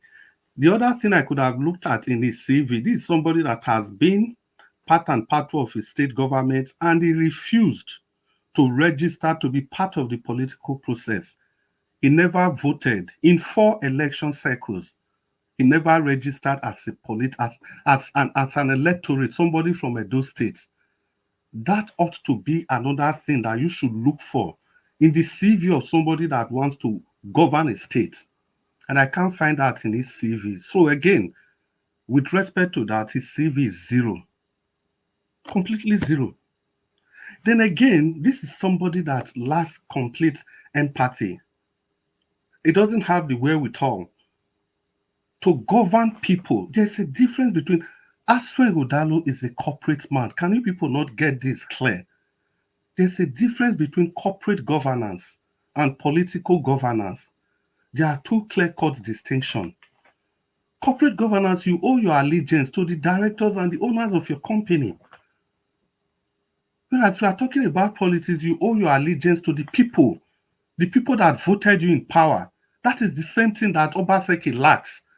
That is why Obaseki failed woefully, because they only think in terms of themselves. They think in terms of profits and not the people they are supposed to govern, people they are supposed to superintend over. For 16 years, Aswin Ighodalo has not been part of the polity. So completely, he failed again in that aspect. And I can't find anything in his CV that points to the direction that he's going to be a good public servant. Nothing. And still talking about that, let's talk about Obaseki. Obaseki failed woefully because of many reasons. We don't even want to go to the budgetary allocation. We've talked about that, from 250 to 450 billion, and you spent 95% of that fund doing what? We cannot see. At least we have all agreed, at least, that he failed in road construction. Just last week, his friend Aswin Ighodalo told all of us in a video that was played here that the schools are overcrowded, that is going to solve the problem of overcrowded schools. So who has been in power for these past 16 years? Who made the school overcrowded?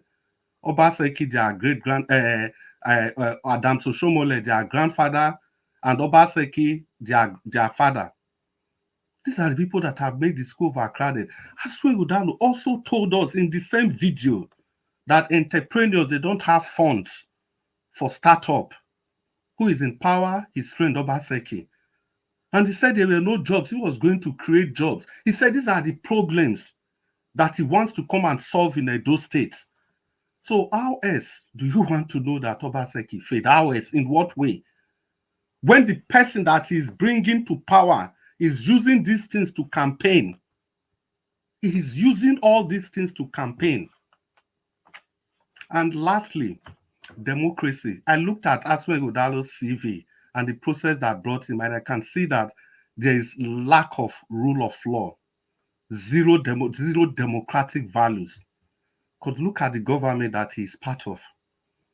Look at Obaseki. Obaseki has shattered everything that's supposed to represent democracy. This is the same man that ran the state.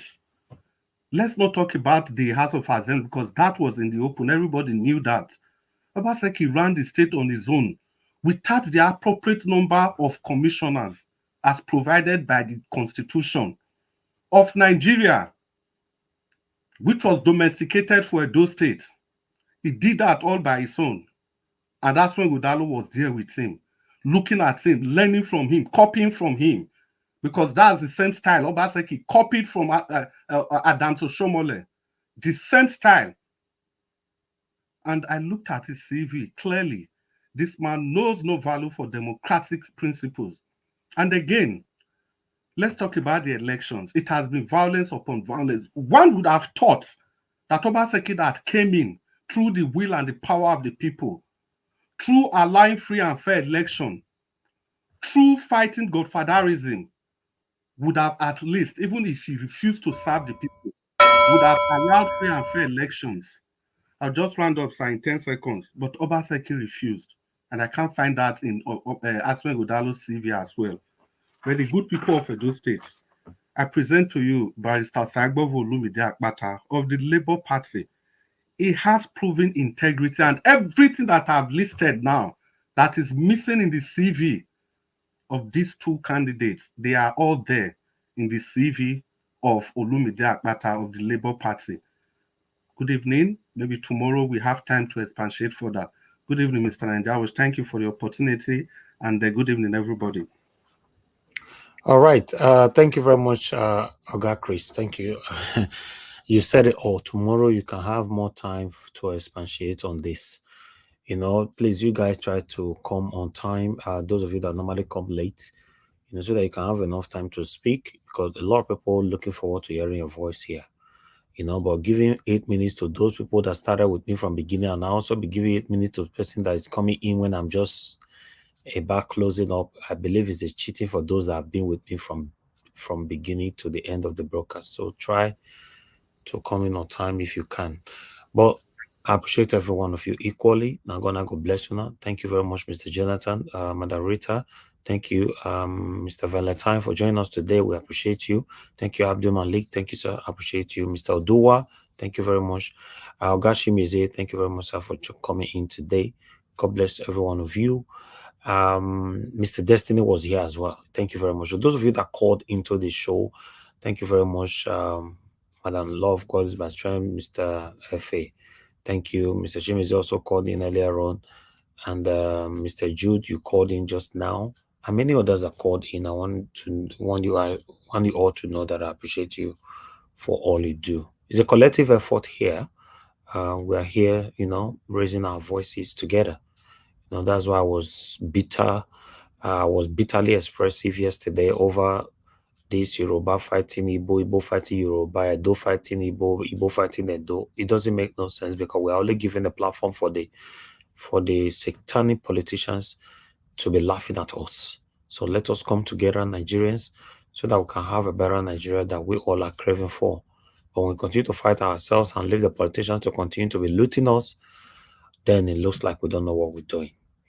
I appreciate every one of you, my people. Tomorrow is another day. We're going to continue from where we stop. People that supported the channel today, starting with Madam Obi Achuko. Thank you very much, ma. Once again, I appreciate you. Thank you very much. I want to be Ferdinand. I appreciate you, sir. Thank you very much. Ichidima. Thank you very much. Mr. Johnson Emmanuel. Thank you very much. God bless you all. And people write down the comment section, Mother of Mommy Diaspora. Thank you very much, Mommy. I appreciate all that you do every day. Thank you for your consistency. Thank you, Abu Azi. Thank you very much. I appreciate you. Thank you, Momusa Morige, Peter. Thank you, Patience Demudia. Thank you, Clinton Usaze. Thank you, Virtuous Equebelem. Thank you, Owanshuku Donfe. I can see you all right there. I got Chris as well. Thank you, Mobile Freedom. God bless you, all my people. Thank you, thank you, thank you. Please, let's come together. Let's stop fighting ourselves. These politicians have done a lot of damages to us for a while, even before you and I were born. Yeah, they've been doing this for a while. And this is what some of our gullible Nigerians are falling into, which is very, very wrong.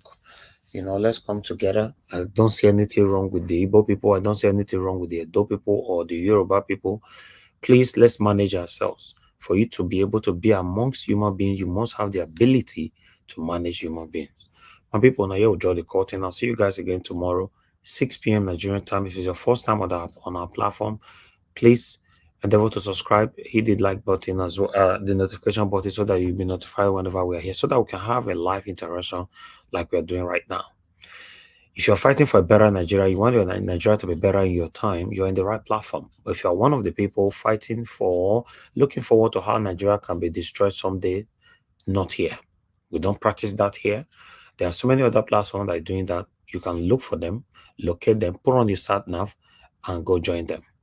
It's just like the platform that these people were using the other time to discredit the Igbo or the Edo or whatever. I think those kind of platform will accommodate you. But on this platform, we are calling for a better Nigeria, and we're calling for unity amongst Nigerians, both home and in the diaspora. My people, thank you very much. Oba Atokbe, he said, take care, my people, and good night.